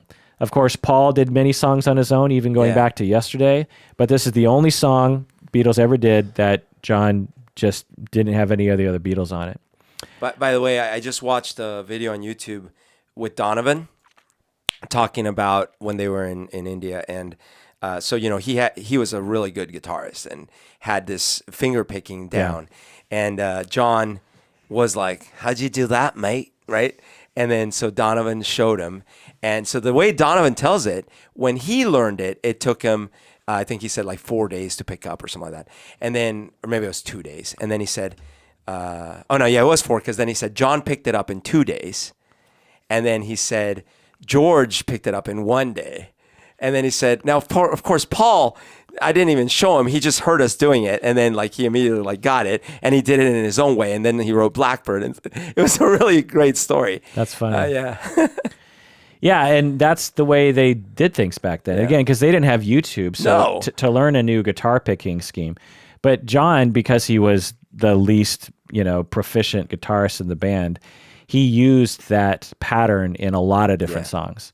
Band, anyway. It's actually kind of a cool picking technique. But anyway, half of what I say is meaningless, but I say it just to reach you, Julia. Julia, Julia, ocean child calls me. So I sing a song of love, Julia. Sing a song of love. So he just, he's just like, I want to be with you. I want to be with you. Well, and it's still, actually, I never thought of this, but then it goes, it's almost like, there's not much more I have. Yeah. I just have the memory of it. Now, the song was also about Yoko. And because Yoko means ocean child. Oh, I didn't know that. Yeah. Or forgot it. It's funny. I probably have forgotten so much about the Beatles because, I obsessed so much and then it's been years. So. Yeah. And again, when I was a kid, hearing this song, I didn't even know his mom's name was Julia. No. I thought there was just some girl, some bird named Julia. Interesting though that so Julia was, Yoko was 7 to 8 years older than John. Did you know that? I knew she was older. I didn't know she was that much older. And would eventually call Yoko mother. Oh, by the way. Which wasn't that unusual back then. People make fun of Mike Pence for calling his wife mother, but in the olden days, like I think even my parents would do this. They would call each other mom and dad. Do you know what I mean? To their face. Oh, well, okay, but I could see it as in like, because it's the mom of the house. So it's like, right. Oh, mom, would you? Yeah, I could see that. Right. But like sometimes I call my mom Bachan, which is Japanese for grandma, but it's like she's not my grandma, and she's my mom. Anyway. But that's what everyone calls her because that's what the kids call her. Anyway, okay. So anyway, we'll get into more of that later. But the Yoko mother thing, kind of comes out in Julia a little bit. He wrote "Jealous Guy." Right, jealous guy now also has more significance too. Right, it's not just like I'm a jealous guy. Everyone's a little jealous from time to time. So this is kind of him maturing. So this isn't "Run for Your Life" if you can. This is. So I was dreaming of the past and my heart was beating fast. So originally hearing that line, I was like, oh, he's in love, but really he's probably terrified of what he's done to some of these people. I began to lose control. I didn't mean to hurt you. I'm sorry that I made you cry. Yeah. I didn't want to hurt you. I'm just a jealous guy. By the way, Jealous Guy is quite possibly my favorite, but definitely top 3 John Lennon songs. Yeah. I was feeling insecure. You might not love me anymore. I was shivering inside. So again, if you're just listening, it's like, oh, it's a metaphor. It's a love song. He probably literally was feeling so insecure and he was so paranoid that Yoko or Cynthia wasn't going to love him anymore that he was probably literally shivering on the inside. I was trying to catch your eyes, thought that you was trying to hide. I was swallowing my pain. So this is referring, I assume, he's at a public event and Yoko is across the room or something, and he's trying to catch her eye like, hey, you're making me jealous right now. You're talking to some man. And I thought you were trying to hide yourself from me. I was really in a lot of pain. I was swallowing my pain. I'm sorry. I'm sorry that I hurt you. So by the way, it's not a surprise that he beat the shit out of Yoko too. Yeah. I imagined that after what you said. Right. So by now, in 1968, he's massively addicted to heroin, something they also gloss over. So I didn't know that. I didn't know he had a heroin addiction. Oh, yeah, massive I problem. always imagined it was like, a little LSD, right? Little pot here. No. Little hashish. Big problem with heroin. And it was hard to maintain. Holy crap. And his songwriting gets worse. So here's where I went through every Beatles song that I love. Yeah. And I got like top 35 or something. And so I made a spreadsheet. And of course you didn't have time to do this, but so I tabulated all of them. So before 68, before Brian Epstein dies, before his heroin addiction gets really into full swing, when I tabulate, I have 44 of my favorite Beatles songs, half of them written by John, half of them by McCartney. Yeah. So, you got songs like... I still have my list somewhere, by the way. Yeah. You got Day Tripper by Lennon. You got Hard Day's Night by Lennon. You got Ticket to Ride by Lennon. You got Paperback Writer by McCartney. You got Eleanor Rigby by McCartney. You have With a Little Help from My Friends by McCartney. So it's half and half, right down the middle. After the heroin addiction gets kicked in, after Brian Epstein dies, there are 11 McCartney songs that are in my top, and there are only 5 Lennon songs. And of those 5 songs, 4 of them were written before 68. Oh. Across the Universe was written while they were in India. Sexy Sadie was written while they were in India. Strawberry, which was about the Maharishi. Strawberry Fields Forever was written in like 66, I think. Right. I Am the Walrus was written in like 67. The only song of mine, of one of my favorite songs that of John that he wrote after his heroin problem was Come Together. And that's not even really... So give me a couple examples of songs that were after that are bad. Because Well, not bad. Just that weren't as good. Other Lennon songs. Yeah. Everybody's Got Something to Hide. Oh yeah. For me and my monkey. Julia. Like I like Julia. I'm not a huge Julia fan. But again, he wrote that. He actually no, he wrote that before his heroin addiction got really bad. Mean Mr. Mustard. I Me Mine. I see. So a lot of them get to be a little bit more. Dig It. A little more weird. Let's see, one after 909, but he wrote that a long time ago. Anyway, so yeah, but then when you think about McCartney, The Long and Winding Road. Yeah, they only get better. Let It Be, Two of Us, You Never Give Me Your Money. That whole ending of it, and this all comes to light when you actually look at post Magical Mystery Tour. John Lennon's contributions become so much less. Yeah, that's and interesting. Actually, John would admit this. He would say, "Oh, those songs were crap. Like, I don't even know why we released that song." Yeah. McCartney, "Oh Darling," right. "I Will," Paul McCartney, "Blackbird," "Obla Di Obla Da." So anyway, that is. I mean, it's not surprising because everyone assumes like, oh well, the drugs is what made them so good. Oh God, Like, no. what are you talking about? Like, most of the hits happened before they even went to India. The Beatles themselves, when they're interviewed, will say like, that's ridiculous. When we were super high, I mean, it sort of helped to expand our mind kind of, but when you're high, you can't do anything. Right. Like you can't, it's hard to do anything. He, during this time, wrote, I'm so tired. I'm so tired. I haven't slept a wink. I do like that song. That's a great song. My mind is on the blink. Yeah. I wonder, should I get up and fix myself a drink? No. No. I'm so tired. I don't know what to do. I'm so tired. My mind is set on you. I wonder, should I call you? But I know what you would do. But I know what you would do. So that's such a borderline thing to say. I wonder if I want to call you, but I know what you're going to do. Right. You'd say, I'm putting you on, but it's no joke. It's doing me harm. I can't sleep. I can't stop my brain. No, it's 3 weeks. I'm going insane. Going insane. You know, I give her everything I've got for a little peace of mind. So anyway, he gets into transcendental meditation with the Maharishi in India. But I mean, I like... This is when John discovers that there are answers to his pain that aren't drug related. Right. So he's always looking for answers to his pain. Right. And transcendental meditation provides some of those answers, and this kind of sows the seed for later therapy he gets into. At this point, he divorces Cynthia. That late. and after this point, he almost never saw Julian or her. Yeah. This is when Paul writes, Hey Jude, don't make it bad. Yep. Take a sad song and make it better. So he's writing this song to Julian. Yeah. Such a good song.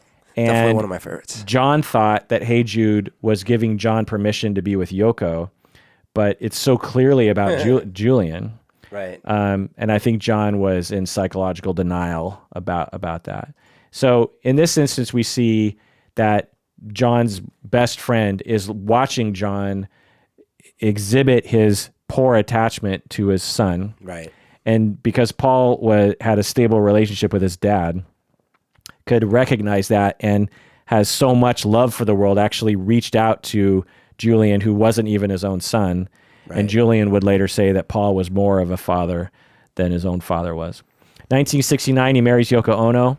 And Yoko was equally attachment problemed herself. I didn't realize he married her that late. Yeah. And she didn't like the fact that he had a child with a previous wife. So she encouraged John not to contact Julian. So not that John would have anyway, but so this is where we get into two attachment disordered people getting together, and John really needing her and her really liking to be needed. So they had kind of a mutual attachment disordered relationship, very dependent on each other. The Beatles recorded their last album, Abbey Road, and they broke up. What do you know about their breakup? Well, according to Paul himself, basically, John just didn't want to do it anymore. And he came in and he said, yeah, I'm out. Why do you think they broke up?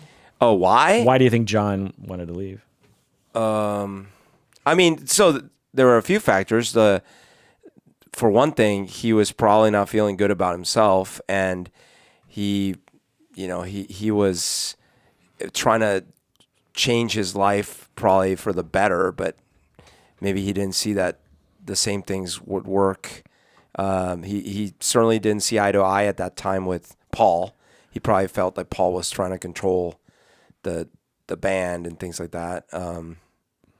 But yeah, I don't know. Yeah, the internet, what they will say is that either Yoko did it, which obviously is an oversimplification, or they'll say that Paul was too controlling, right? But John was the one that left, and in my estimation, what happened was that it was a number of factors. One is that I think Yoko actually did have something to do with it. Not that she broke up the band, but that John, again, going from obsessing with right. Yeah. Because he was a one person. Right. He had gone from Paul to Yoko now. And Yoko actually provided him with something that Paul could never provide him, which is like a sexual motherly connection. Yeah. And Yoko was more attentive than Paul was. You know, Paul's another dude and has other interests, right? Right. And so John, for the first time, has this relationship with a mother wife who he, can completely be dependent on, and needs her so much that he brings her into the studio, which was like a huge no-no. Plus, it's like, we've been in bands before. It's weird to have randos in the studio. Oh, totally. It's like you need it to be as empty as possible. And then you have randos who one of the band members is like, well, why don't we do that one thing you were doing the other day? Right. Here, let's add you to this song. Right. So Yoko Ono, some people will say she was like a cutting edge avant-garde musician. I think there's different explanations for what she was. Yeah. I would say that she had some interesting musical instincts, but she's not as compelling as John made her. It's sort of front and center on a lot of the albums. But anyway, so Yoko, was a factor, but it was more John's relationship, his neediness with Yoko, that made John completely shift his focus away from the band and towards Yoko. Right. And then because Borderline people are all or nothing, if you're not in the good camp, then you're in the bad camp. And then John probably started treating everyone like shit at that point. Not horribly, but like not great. Well, so as you know, the Let It Be experience was terrible for everyone involved. Recording the Let It Be album, and like George Martin was not involved. He's like, I'm out, right? And then basically they had grown so far apart that it was like everyone was just kind of recording their own stuff, and it was like it was a mess. By the time they did, this is the other thing that's amazing. By the time they did Abbey Road, which is really in real terms only like 1 year later, 2 years later from Let It Be, yeah, it's like 6 months later. Well, they recorded Abbey Road in '69, and Let It Be was in '69 or late '68. I think it was early. No, it was 69. like a year because no. Yeah, Let It Be. They recorded Let It Be, that album they were going to do on film. It was either late '68 or early '69. They recorded Abbey Road in later '69. Well, but then because the story was like when Paul is the one who was like, oh, we should do one last album, right? And then what's his name? George Martin didn't really want to do it at first, but he's like, well, I'll do it if John is involved. And it was like, actually, this only makes my they recorded it from through most of '68. But this only makes my point even if it was like 6 months, because the way they tell the story, it was like 10 years had passed. The way they talk about it, like if you hear the interviews, right, they talk about it like 10 years had passed, but really it was like just like a few months or actually a year, technically it was a month, because they ended recording on Let It Be in January of '69. Yeah. And they started recording Abbey Road in February of '69. Okay, but they had started Let It Be a long time before. Like a year before. And so George Martin had been sort of out of the process for a long time. Yeah. But a long time for them was a year. For us, a year is nothing. Right. So, but they speak about it like, we're getting the band back together, yeah. right? All right, but in any case, what I was saying was that they had grown apart terribly in Let It Be. With Abbey Road, they sort of like pulled it together for one last hurrah. Well, and what I would say is that it was George Martin and Paul McCartney who basically had three other musicians playing with them. Sure. Because when you look at John's contributions to that album, you don't see very much other than Come Together, right? George was coming into his own, so he was contributing more. But like I said, that second half, the second side of that album is like all Paul for the most part. John threw his songs in there, but they're arranged and put together, and Paul inserted them in there. You know what I mean? It was a grand scheme by Paul. Yeah. Now people will say, well, that Paul's so controlling, and I would say is like, well, just look at the bigger picture. He fucking salvaged that thing. Now, was Paul kind of a dick? I'm sure he was at times. So I would say Yoko was part of the reason. I also think that they just kind of needed to be on their own. They had too much talent for one band. I mean, you and I and Shun were in a band, and we had a similar situation where we're three front men who all wrote songs, all write prolifically, and are musicians. And when we were in a band together, we would switch off. Each one of us would take turns writing the next song, and we were in a band together for like a year, and I would have like 3 songs. Yeah, right. And True. and we would be working all the time, and I was just like, but to me, I didn't mind that because I'm not that narcissistic. Other people, I think you and Shun didn't like that so much. No. I actually did. I loved our band. Oh, okay. I loved, because the thing is, the little bit of my psychology is not only am I narcissistic, I also want for my father to succeed. And so when I have my buddies and we're doing something together, it's like my father's succeeding, right? Okay. And so the most important thing about music for me for the longest time was that I was in a band with friends. Yeah, me too. Yeah, I loved that too. So anyway, but you can't imagine if our band became mega famous that and you were only able to release 3 songs Absolutely. every 4 Yeah, years. it's frustrating. And the flip side is absolutely true for me, which is, as I've mentioned to you, the reason I don't really end up being able to play in cover bands, or it's not even cover bands, in other people's bands, is because I do want to do my songs. Right. So my sort of like my generosity with my time goes only so far. Yeah. So I think that was another factor. It was just like, I mean, you got Paul McCartney, John Lennon, and George Harrison. Ringo, God bless him, but you have Great drummer, though. You have 3 of the most talented songwriters of all time in the same band, and it's just hard. Also, at the time, after Epstein and after other people started to come in to be managers and money people, there was no agreed upon leadership. Yep. They needed a strong leader. Paul tried to be that person, but because John had sort of distanced himself, so if Yoko had come along, Right. I'm not blaming it on Yoko. I'm blaming it on John. I'm blaming the breakup on John, and I think everyone would actually blame it on John. Yeah. But if Yoko wasn't around and John was still looking to Paul for that relationship, and Paul stepped forward and said, I am now going to lead us, while still kind of looking up to John, I think the Beatles would have stayed together. Because John would have been, well, I'm still in love with Paul, so I'll let him do that. Especially if he wasn't so much under the influence of, if he was moving more towards the meditation, less the drugs, all those things. But even if he was on the drugs, that might have made it even more likely because he'd just be like kind of out of it all the time. But because he was an all or nothing person, it was all Yoko. And when Paul stepped forward and said, I can lead us, and look what he did with Abbey Road. Right. John was like, well, I hate that guy because that guy is off my list now. He's in the bad list. And so I think, that's why that happened.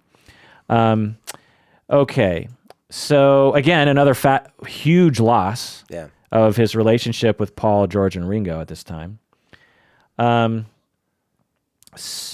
and by the way, their relationship was quite tense all around. Paul McCartney was telling a story about how when Abbey Road was going to come out, Paul had his first solo album coming out, right, and it was coming out like around the same time or something like that. So they sent Ringo to his house with a letter saying, "You can't release your album," and then Paul probably for the first time, or who knows, probably not, but he kicked Ringo the hell out of his house, insulted him, kicked him out. Right. Angry Paul that we've never seen, right?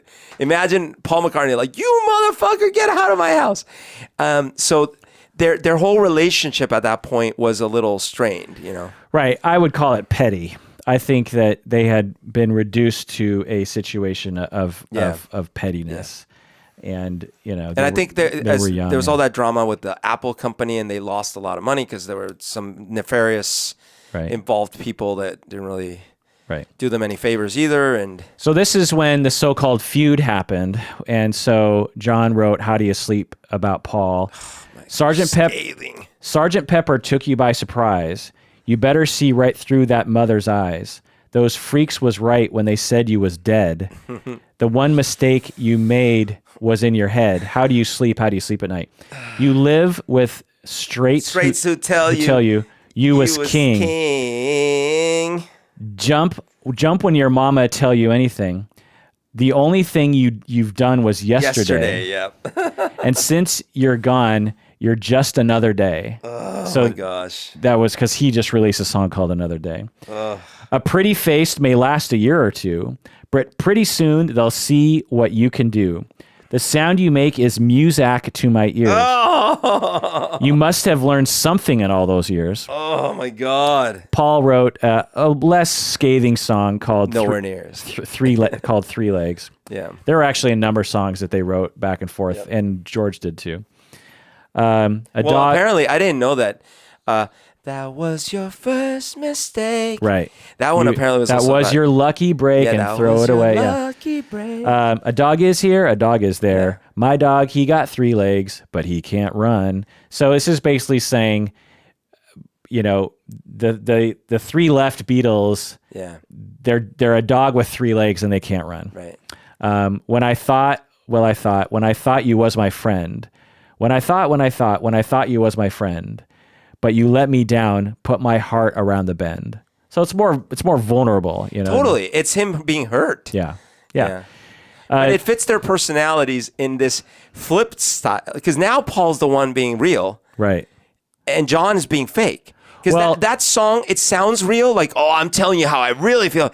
That's not how he really felt about Paul. Well, he admired the shit out of all the, you know. True. And because John was borderline, he could become enraged for periods of time and would have those sentiments. Right. You're right. So they were real sentiments in that they bubbled up. But what I mean is, it wasn't the gestalt of his feelings. No, and it felt like if you listen to a song casually, you're like, oh, that's an interesting song. But for me, as a fan, at the time when I really listened to the lyrics, I was like, why are you saying these things? Yeah, he's such a dick. Yeah. And so it's interesting because all the documentaries, the best people to ask questions like this are to Paul himself, right? Because John's not around. Yeah. So you have to ask Paul, like, so what was it like? And Paul is such a good interviewer that he knows, like, well, if I tell the truth, people are going to hate both of us. Yeah. Because it'll make John look really bad. Yeah. And I'll be associated with that. Yeah. So what I'm going to say is I'm going to kind of gloss over it a little bit. Minimize it a bit. Yeah. And we'll all get out of here unscathed. And the fans of the Beatles can still believe in that we are all like these cute little boys, you know. At this time, John wrote Cold Turkey, which is about his heroin addiction, 1969. Temperature's rising, fever is high, can't see no future, can't see no sky. My feet are so heavy, so is my head. I wish I was a baby, I wish I was dead. Cold Turkey has got me on the run. Yeah. So that was one of his first songs on one of his first solo albums.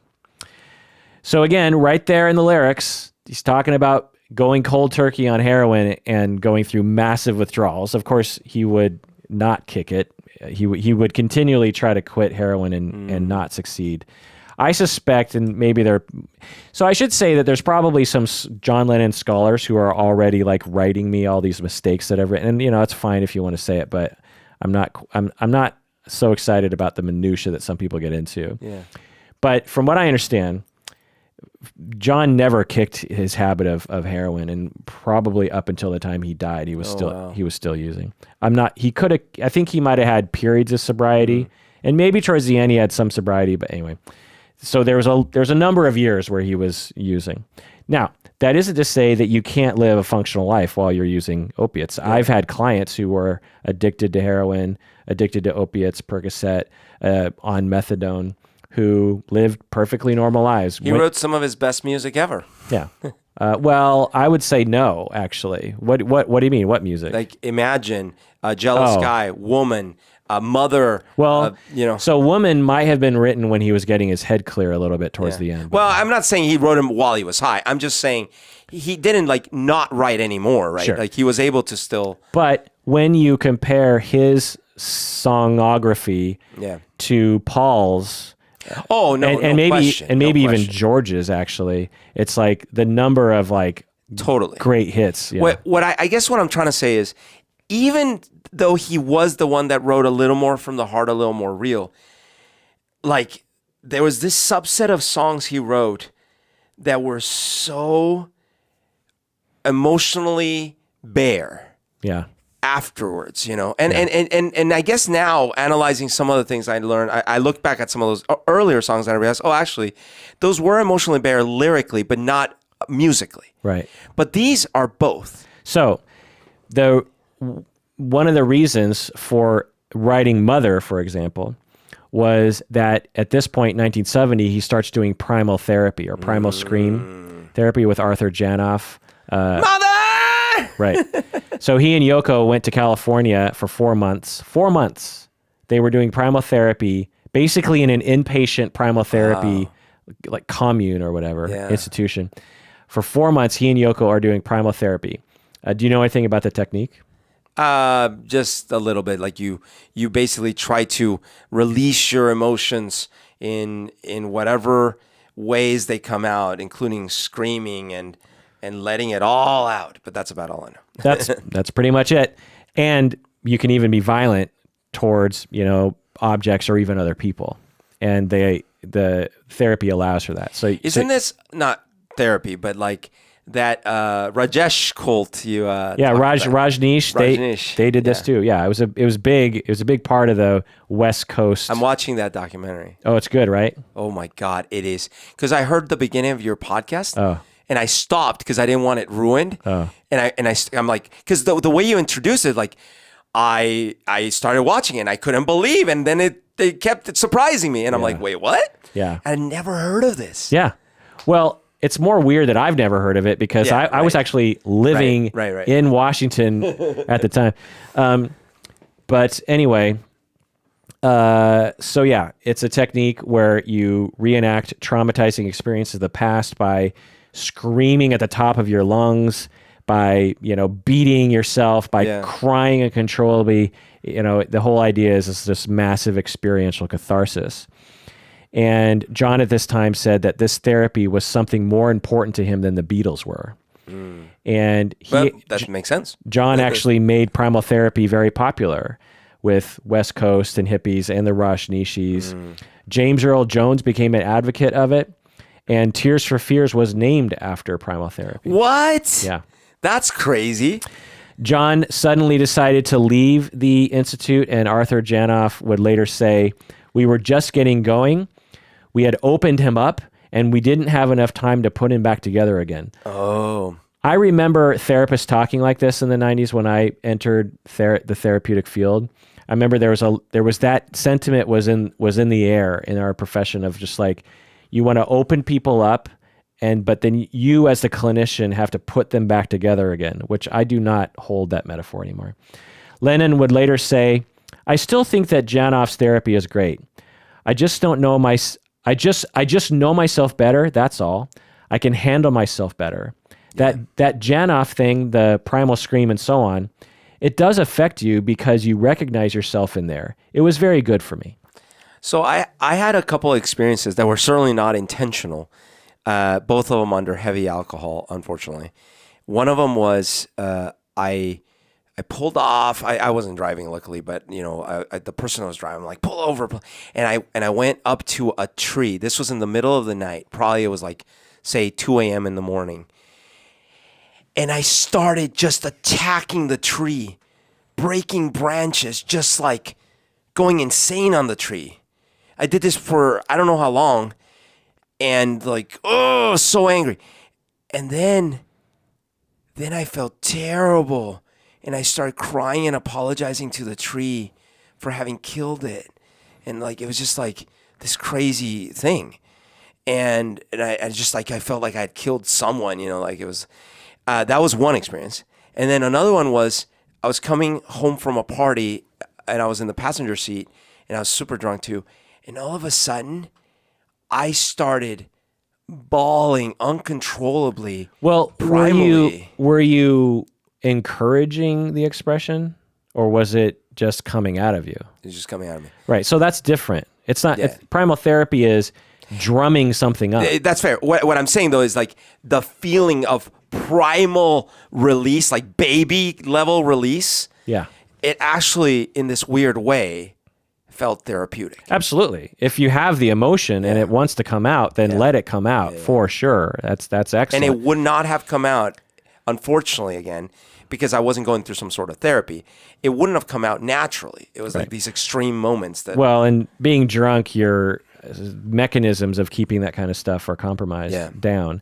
So primal therapy certainly can be helpful to some people in that way. It can also be a massive bullshit experience because you take anybody and you do this to them. And, you take someone who's susceptible to the suggestion and you just say, okay, I want you to think about something horrible that happened. And actually, there's a new form of therapy that's kind of popular right now that is similar to this called lifespan integration therapy. And I know people want me to talk about this, and I will at some point. And lifespan integration therapy, it's, from what I gather of it, it sounds like a legit form and sounds great. But in the way that it's taught, I think it has elements of this, in that you take people, again, who are susceptible to this, and you say, I want you to think about something that's traumatic in your life. Well, that naturally makes you uncomfortable, right? And it's going to bring up some emotions. You're going to feel angry. You're going to feel sad, especially if you really put people into that state. Right. Then you ask the people to just, express themselves, in some way, some sort of free way. Well, what you end up doing is, being potentially a little hysterical, meaning that you're encouraging false emotions. You're just sort of like screaming, and what that does to the body is it puts it through this experience, nervous system wise, where eventually you're going to come down. And as you come down, you actually feel a sense of euphoria. It's similar to, remember that therapy that you did, that organ therapy, where that guy like squeezed your head? Yeah. Remember that? Well, when you do that and then you release the squeezing of your head, you feel euphoric because you no longer have that pain in your head anymore. Right. Well, if at that time you have a charismatic leader who says, that is the magic of therapy, then as a susceptible person, you're just like, oh my God, I want to do this all the time. Right. But really all you're doing, so like in that Rajneesh episode, what John Atak was talking about, what the Scientologists would do and what the Rajneeshis would do is if you hyperventilate yourself and you jump up and down, you'll have too much oxygen in your blood, it's too acidic or something, and you'll end up kind of being extremely uncomfortable, right? And then you come down from that and you feel euphoric because your body is returning to a state of homeostasis. Plus, your body releases all of this endorphins into your brain because it thinks it's under attack, So you're screaming at the top of your lungs, and your brain starts to try to calm you down. It's going like, ooh, we need endorphins. He's freaking out. You know what I mean? And then afterwards, you're in a state, you're high. You're high on your own juices, Well, we've all probably experienced at a concert where you really get into it and they play that song you love and you just like singing and everything. And then afterwards you just get... Or another example, so you're at a concert and you're in the mosh pit or the slam dance pit. Right. And it's a stressful, violent environment. Right. And then you walk away from that and you feel euphoric. Yeah. So there's nothing wrong with that. It's not a false experience. And I'm not saying that we shouldn't do that, but it should be kept in perspective. Having people go through primal therapy or what I might call sort of a simplistic, bastardized lifespan integration therapy or other kinds of Gestalt therapy, experiential therapies like these, everyone just has to understand that these effects are not likely to last. Yeah. But if you're susceptible to suggestion, the charismatic leader like Fritz Perls or like Janoff here will say, that is you getting better. Right. They'll say, you are now getting better. That euphoric feeling, that is evidence that my therapy that you should continue to pay for is working. Right. When it might not be. I'm so lucky in a way when I found a therapist because it was the complete opposite of this kind of thing. Because the thing is, I can, as you know, I can role play along with something. And so, okay, we're going to get into this. Whoa.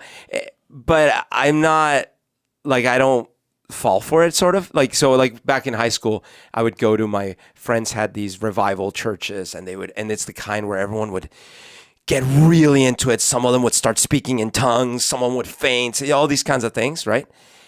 And I always just kind of like looked around and, I'd clap along and sing, but I'm like, what the hell is wrong with these people, right?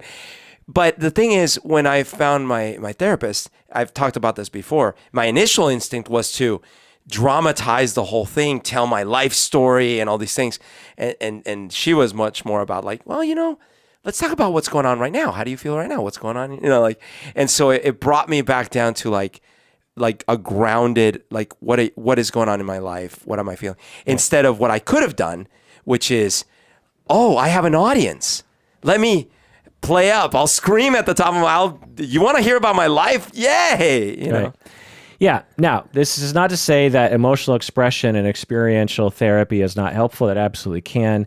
But the claims of the primal therapy movement were way overblown. And guess what? John Lennon wasn't cured after this. You know what I mean? But it did inspire him to do a lot of things. For example, the therapist perhaps suggests this, but he was like, okay, I'm going to confront my father. My father's still alive. I'm going to confront him. And John invited his father and his father's new family to his home. So imagine this, you're out, and I think John's living in the States at this point. So Alf and his, one of the richest men in the world. Yeah. So Alf and his new wife and his kids, they come to the States to meet John Lennon. And a witness reported the following. John seized Freddie, his father Alf, by the lapels and shook him, screaming and howling at him. John told his father if he went to the press with his life story, because I think John was worried his dad was going to publish a life story about John himself, he would lock him in a crate and throw him out of a plane into the ocean to be drowned.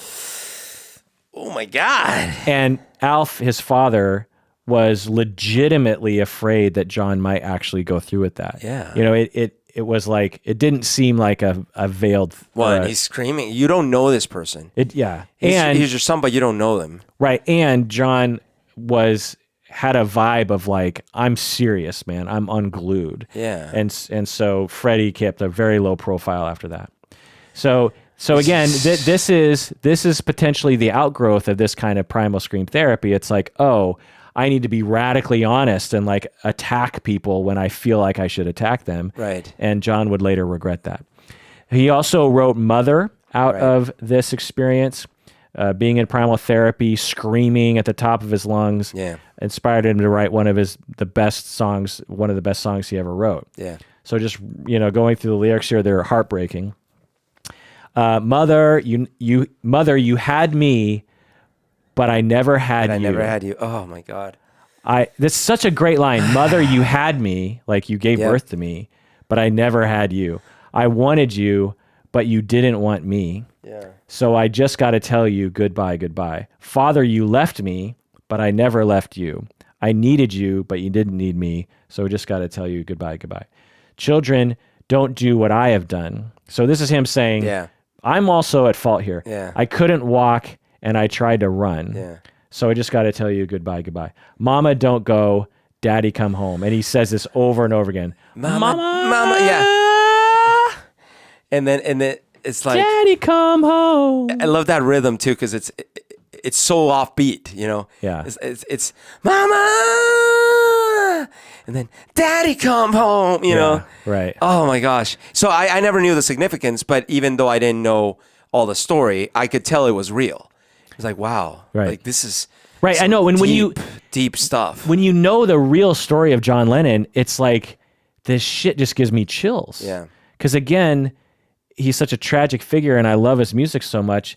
But this song is just so poignant, and I love that kind of songwriting. And I don't consider myself a lyricist very much, but I do try to write kind of like this, where it's extremely overt in this way. Yeah. And obviously I'm not as good as John Lennon, but anyway, Ringo played on this track, and this song has been covered by many people, including the Roots. Actually, Google, everyone out there, go on YouTube, watch the Roots version of Mother by I never John knew Lennon. that. It's one of the best. That's cool. I like the Roots, but it's the best Roots song I've ever heard. Barbra Streisand sang it, Christina Aguilera, and actually their versions are pretty good too. I didn't know this was a covered song. Yeah. That's crazy. Okay, so now let's get to the 70s. He battles to stay in the United States. Nixon's trying to get him deported. Again, more transference with his father. They were trying to get away from Britain because the British people hated Yoko so much. Oh, wow. A lot of activism against the war. Again, I think it was, obviously it was a good idea to be anti-Vietnam War, but I also think it was sort of transferential, given his issues with authority. He and Yoko try to have many children. They tried to have children a lot of times. She had 3 miscarriages. So wow. So another massive loss. Is that because of drugs, maybe? Well, she was older, right? Okay. So she's like, I think when they had Sean, she was like in her 40s. Oh, okay. 1973, he and Yoko separate. Did you know this? No. Oh yeah, they had massive relationship problems. He was physically abusive to her. Right. Again, John with his borderline traits. He moved to Los Angeles, and Yoko actually, so they had an assistant, May Pang, I think a Chinese American woman. And Yoko actually said to John, I want you to have an affair with May Pang. What? So again, more mother, right? So she basically set up this relationship to some extent. Okay. And so he goes to LA with her, and he's seen around town with this new woman, May Pang. And guess what? He was physically abusive to her too. Oh. A friend of John's... So he never actually outgrew that. No. Well, maybe in the last couple of years of his life. A friend of John's said that John misunderstood something that May Pang said, and John leapt at her and tried to strangle her. Wow. So this isn't just hitting. No, he's a almost murderer. Right. And the friend said that he had to physically restrain John, or who knows how far John would have taken it. Man. Strangled this woman. That's crazy. Yeah. Yeah. So again, when you have massive attachment disruption and injury and abandonment and damage, you can be easily triggered, and you can become almost a different person. 1974 goes back to Yoko, but Yoko allowed John to continue seeing May Pang as his mistress, because Yoko was actually getting smothered by John, and she was like, I can't do my art anymore because he wants me around all the time. And so Sean is born around this time, and some reports would say at this point he became much more dedicated as a father. Mm-hmm. But there are other reports that his heroin addiction was actually getting worse and he wasn't that great of a father. But anyway, at the very least, we do know that he left the music business entirely. And I actually forgot this, or I didn't notice it. I didn't know that either. Yeah, from 1975 until 1980, basically. Really? Yeah, he didn't do a single thing in music. He said in the interviews that his guitar was hanging on the wall above his bed, and he for years never even touched his guitar. That's crazy. Yeah. The last 5 years of his life. Yeah. But then he had Double Fantasy, which came out just before he died, actually, right?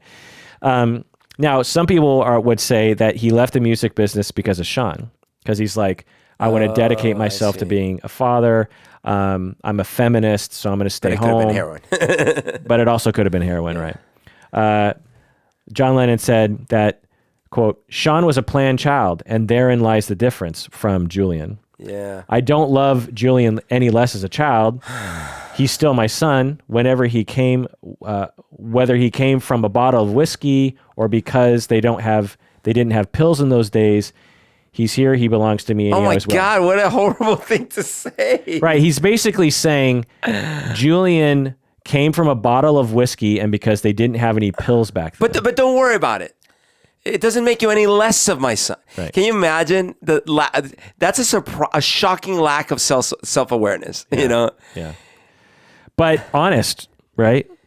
I mean, honest. But honest in a way that assumes like no one's listening. Yeah, maybe. Like, dude, people are listening, including Julian. Right. 1976, in his final years, his father wrote a manuscript about his life story. So Alf did write that manuscript. Okay. And he bequeathed it to John. So he's like, I'm not going to publish it, but so this is Alf saying, I'm about Don't throw me from an airplane. Well, what he's about to die. He's getting old, and he's just like, I want John to understand the real story. I see.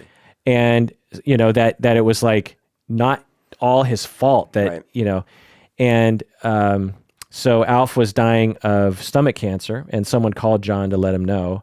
And John was like, okay, fine. So he called his father on his deathbed, and John actually apologized to his father for his past behavior. Wow.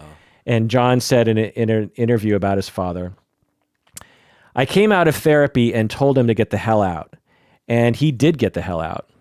And I wish I hadn't really, because everyone has their problems, including wayward fathers. Yeah. I'm a bit older now, and I understand the pressure of having children or divorces and reasons why people can't cope with their responsibility.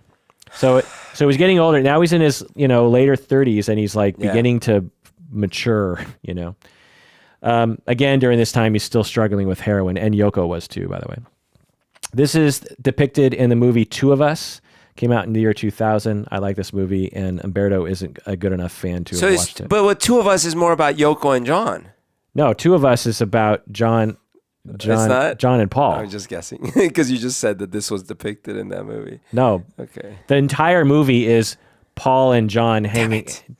It's like one evening of them hanging out, and it's kind of a famous evening. Oh, but it's after the Beatles already broke up. Yeah. Which is why I don't want to watch it. Yeah.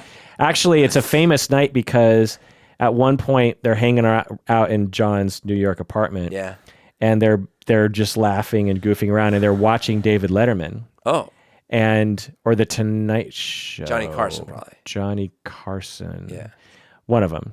And they were this close to just, because it was right down the street where they well, no, Johnny Carson was in Burbank. Oh. So I think it was Letterman. Was he on that long ago? God, I don't think so. This would have been, what, 79? No, that can't be. Well, but anyways, they were watching something. Some live show. Some live talk show. And they almost went there. And they almost drove down there and did a performance, an impromptu performance. Oh my God. But John kind of got tired. He's like, never mind. So imagine if that had happened, how that would have changed the narrative. Wow. Because it's like, wait, so they're still friends? And they're hanging out, and they just sort of popped by and performed. And did a performance. Yeah. Wow. Okay, so skipping forward to 1980, age 40. It's the end of the year. He, just a few weeks after Double Fantasy was released, he was at the beginning of a total comeback now. Right. In a way, you could say it had been since 1967 since he had really been a strong songwriter. This album has Woman. Yeah. One of the best songs he ever wrote. Yeah. Just Like Starting Over. Oh, Great my song. God. Beautiful Boy. Oh, my Great God. song. Watching the Wheels. Nobody told me there'll be days like these. So good. So, like, awesome. Like, Right. He's come around back into himself. And this is an album where every other song is a song by Yoko. So, like, four of the 5 John songs are classics. Yeah. It's like, because all those fucking albums that John would have, every other song was by Yoko. And it's like, so it limited the amount of John material that could be on these albums. But anyway. That's true. So that if the album had just John songs, it's just hit after hit. Right. Yeah. December 8, 1980, Lita's birthday, by the way. Oh. A man who will go unnamed because I don't want to glorify. Terrible. Shot John a bunch of times in the back, killed him as he was coming home from recording, I think. And the guy who killed him is still in prison. And from what I can tell, he was on the spectrum between bipolar and schizophrenia. He's very emotional and very angry at the world, and he was obsessed with the Beatles. He wanted to be a Beatle. Oh, my God. Then he was influenced by Christianity and hated... So at first he loved John Lennon and loved the Beatles, and then he became a born-again Christian of some kind, and then he was like, wait... John thought he was better than Jesus, and he has the Imagine song. And so then he became very angry at John Lennon, and his symptoms were getting worse, and he started planning on killing several celebrities.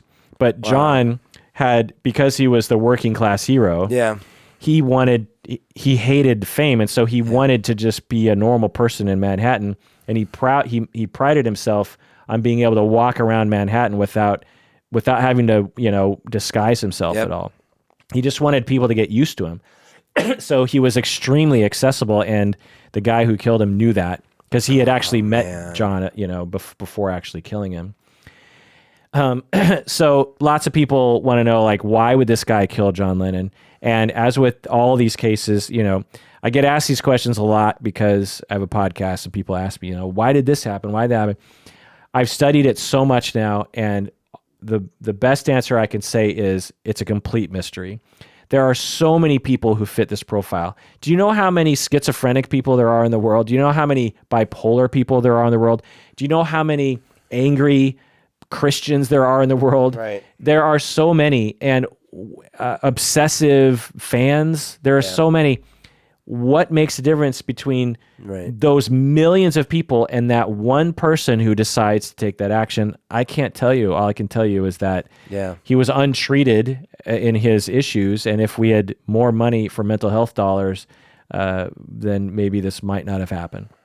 I mean, he could have been a school shooter. Yeah, today, in all likelihood, that's what he would have been, or some kind of other mass killer. Do you remember when this happened, when John Lennon died? I loosely, I was 5. Yeah. So I loosely remember it being a big thing. I absolutely remember it. I just turned 10 years old, and John Lennon's songs were, because the Double Fantasy album was a big smash. I think Mother might have been the first hit. I'm not quite sure, but probably not, actually. Anyway, the point is that by the age of 10, again, in my world, the Beatles was a big thing, and even post-Beatles, John, Paul, George, Ringo songs.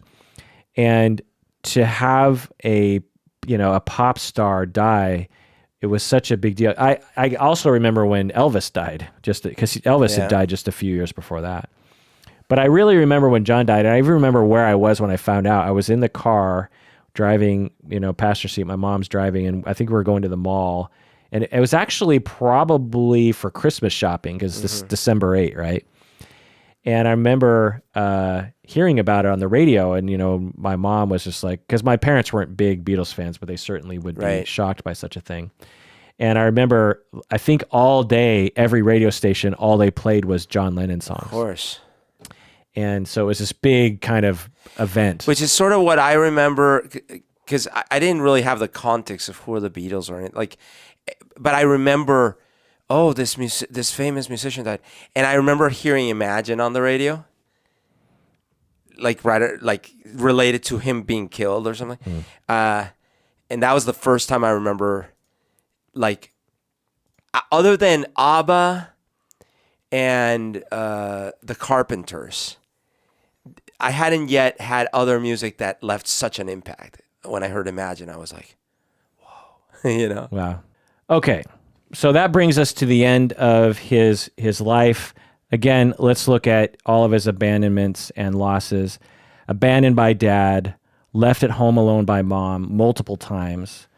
Mom abandoned him and had another family. Early in life, he's put with his uncle because his mom was in a maternity home. Dad moves away, has another family. His uncle dies. His mom dies tragically. His best friend dies tragically. He finds out he has a sister, can't find her. His father figure, Brian, dies tragically. He loses his best friend, Paul. At times, he actually loses Yoko, too. So all this abandonment and pain, and he's just in a constant state of that borderline pain. So let me review, the overall conceptualization here. Again, I can't diagnose from afar. God knows what the reality of his personality was. But before doing this deep dive, I would have said, well, I don't know. John probably didn't have any disorder. I can't really think of anything that he would have had. He's just a songwriter, nice guy. Yeah, he had some rough edges, but what's the big deal? Who doesn't? But looking deeper at the darker side of John Lennon's life that he admitted to, and we didn't go over this, but in later interviews, in the late 70s, he would talk openly about the fact that he would beat Cynthia, and he was a terrible father to Julian, and he was, it was rough. So I would conceptualize him as being a mild borderline, sort of a mild to moderate borderline with a dash of narcissism. Yeah. Not the super destructive type like Charles Manson or something, but the normal type, the type I see in my therapy office. And here are my 7 points of evidence. Number one, from the age of 5, he saw himself as a genius. So this is part of his narcissism. When he was young, he saw himself. He had this sort of grandiose, defensive grandiosity. When the Beatles started out, before they had any kind of fame or fortune, he was like, "Where are we going, boys? To the toppermost of the poppermost, Johnny." Right. So he, similar to you and me. Yeah. You need a dash of narcissism to get you up in the morning, Right. To even try to achieve some kind of fame. Right. And he, so that's why he was just an asterisk narcissist. Right. Because he certainly didn't present the classic signs of narcissistic personality throughout his life. It was much more characterized as borderline. Number 2. Like you'd have to say something like, people like me who have a very superior intellect don't believe conclusions from all the scientists in the world. And he would never have let Paul get any of the limelight. Right. You know what I mean? And Paul got equal amount of limelight as John did. Totally. Number 2, John was paranoid about women leaving him and cheating on him. This is a classic borderline and narcissistic thing. Run for your life, jealous guy. Like extremely. Yeah. Beat his partners, and he had to use substances to escape his paranoia. And not paranoia in the sense of schizophrenia, but paranoia in the sense of borderline paranoia. Was Anna a cover or was that his? That's a cover. It is a cover? Okay, because it's funny. It's like, that's such an early song about, but he must have chosen it on purpose, right? Like, it's not a violent song. It's the opposite. It's like what he probably wanted to be like. Right. Written and directed by Arthur Alexander. Number 3, he changed his look very often. Of all the Beatles, he has the most disparate looks throughout the years. Early John, 67 John, 70 John, 75 John, 80 John, Right. like very different. And again, potentially a lack of self, or maybe he's just really into fashion. I don't know. That was sort of a weak one. Number 7, he joked around a lot from childhood to mask his pain. He was the most jokey of all the Beatles in sometimes inappropriate times. Right. And that, it's to manage his anxiety about The rest of you, the rest of you just rattle your jewelry. right. So obviously it was a pro. I mean, he did that to like the royal audience, you know? Or to the Queen, wasn't the To Queen? the Queen, yeah. Number 5, he reenacted his traumas. He abandoned Cynthia. He abandoned Julian. He abandoned Paul. Just dropped them. Just like, I'm done with you. Forget my wife. Forget my son. It's over. He made people feel abandoned. Number 6, he had all good, all bad relationships with his mom, Stuart, Paul, Yoko, and other people. And number 7, and this is really the clincher for me, because it's one thing to have all good, all bad relationships, but throughout his life, he had evidence and he reported he had ongoing psychic pain, and he wrote music about this. Yeah. He was clearly struggling with the classic borderline and narcissistic pain that they feel. People with this trauma injury, it's not just like, occasionally being triggered. It's like, to what degree are they being triggered on a minute-by-minute basis? When they're severely triggered, that's when you'll see them reacting quite badly. But if you just ask them at any moment how they feel about themselves, they'll say, I feel like shit. Yeah. In fact, a lot of people with borderline will say they feel empty on the inside, they feel worthless or, lacking worth of any sort. That's why they resort to cutting a lot of the time. They'll be sort of chronically suicidal because they're in a constant state of psychic pain. They just feel terrible. And he was searching for answers in alcohol, in music, in Paul, in Yoko, and Stuart, in LSD, and pot. Heroin was a big one, which actually probably did work to some extent, but has its downside, obviously. He slept a lot. He tried to meditate. He did primal scream therapy. He did all these kinds of things. And, it didn't really work. Maybe it got him through the years. The tragedy, as you said, it's like, where would John have been in his 40s? Right. He had just released his best solo album of all time. Yeah. And for like Mother is a great song, but I'm not going to pop in that song Right. just to listen. It's a song you sit down and sort of like endure with him. Yeah. But like Woman, that's a song you just put on any circumstance. Great tune.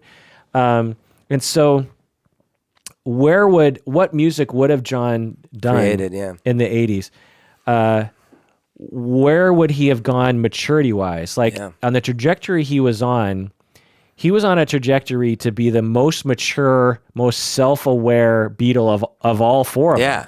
It took Paul till this last tour. I finally saw him like round a corner of like, oh, it's not just about me, and so you're right. Like John would have done some amazing work in the 80s. Right.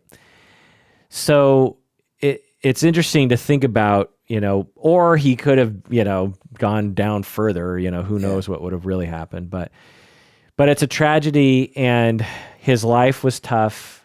And I can't believe I've been a massive Beatles fan for this long, and I haven't really ever understood John Lennon. Yeah. What have you learned today, bro? Well, so you like to think of people like John Lennon in a, wow, what a charmed life. Imagine being John Lennon. Like, you just like king of the world. You have all these hits. You're like the massive rock star, all these trips around the world, adoring fans, screaming so loud you can barely play your music.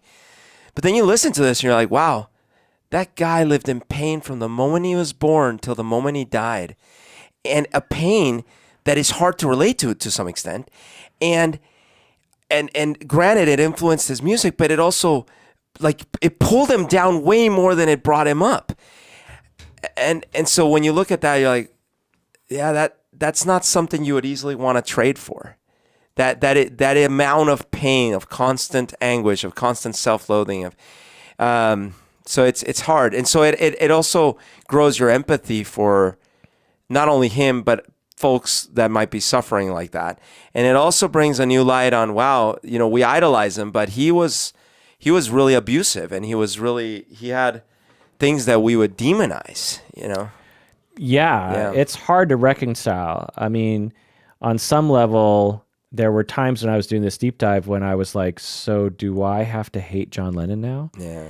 In the end, I think I just understand him better. And Yoko has continued to speak well of John. It's not like when he died, she's like, oh, good riddance to that asshole. Yep.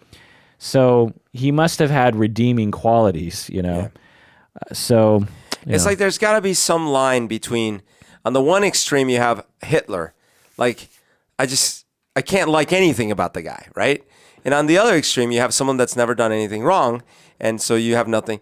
But there's a lot of grays in the middle. Yeah. And I think John's got to land on the gray zone. Well, and to me, which is actually the way I see the vast majority of DV perpetrators, and drug addicts for that matter, is they are only doing that because of the deep suffering that they're going through. Mm-hmm. DV perpetrators, on the whole, don't wake up in the morning and say, I'm going to control the shit out of my spouse. Right. And I'm going to beat them and intimidate them. They wake up in the morning and they're just like, I hope someone loves me. Yeah. And then they get triggered and they freak out. Yeah. And, so I thought we'd end with me listing my favorite John Lennon songs of all time and you singing a line from each one. Okay. Please, please me. Please, please me, oh yeah, like I please you. Do you want to know a secret? Listen to do you want to know a secret? There's a place. There is a place. Hard Day's Night. It's been a hard day's night. I should have known better. I should have known better with a girl like you. That's a great one, right? Yeah, it's so good. If I fell. If I fell in love with you, would you promise to be true and help me understand that I've been in love? I'll do the part. And I found that love was more than just holding hands. If I give my heart to you, I must be sure from the very start. Yeah, that's okay. We probably need an accompaniment. But anyway. Well, because I always sing the Paul part. So I don't Oh, you really- do? Yeah. I thought we've sang that before, and you sang the I John might have, part. but I always sing the Paul part. I don't want to spoil the party. I don't want to spoil the party, so I'll go. So I'll go. Help. Help! I need somebody. Help! You've got to hide your love away. Hey, you got to hide your love away. You're going to lose that girl. You're gonna lose that. Yes, you're gonna lose that. You're gonna lose that girl. Ticket to Ride. By the way, that's another. That that girl Yeah. is another. Kind of. Yeah. Ticket to Ride. I think I'm gonna be sad. I think it's today. Yeah. Norwegian Wood. One of my favorites. Yeah, this is the one of the ones that we sang Yeah. because it's on Isn't Soul. it good? Norwegian Wood. Oh. Nowhere Man. He's a real nowhere man. Girl. Girl. Girl. Yeah. I'm only sleeping. I'm only sleeping. She said. Didn't.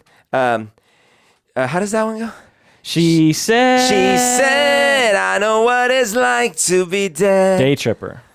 Day tripper, yeah. A Hard Day's Night. No, we already did that one. What Did we do Help? Oh, I think I double counted. Help! I Am the Walrus. I am the Eggman. I am the Eggman.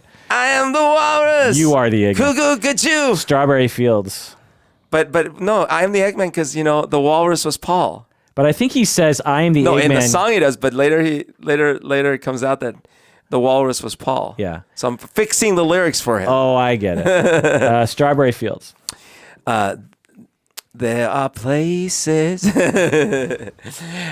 Strawberry fields forever. Sexy Sadie. Sexy Sadie, you broke the rules. Come Together. Come together right now. I always thought that song was about an orgy. Over me. You know what it's about? The war, isn't it? Like, Well, on Wikipedia, which God knows, it said that it's about he was writing the song because Timothy Leary was gonna run against Ronald Reagan for California governor in 1970. here come all flat top, and that's you come all groovy arms like Maybe, that. yeah. And so Oh. Come Together is like a campaign song for Timothy Leary. Come Together meaning like, come on, everyone, let's come together. Oh, interesting.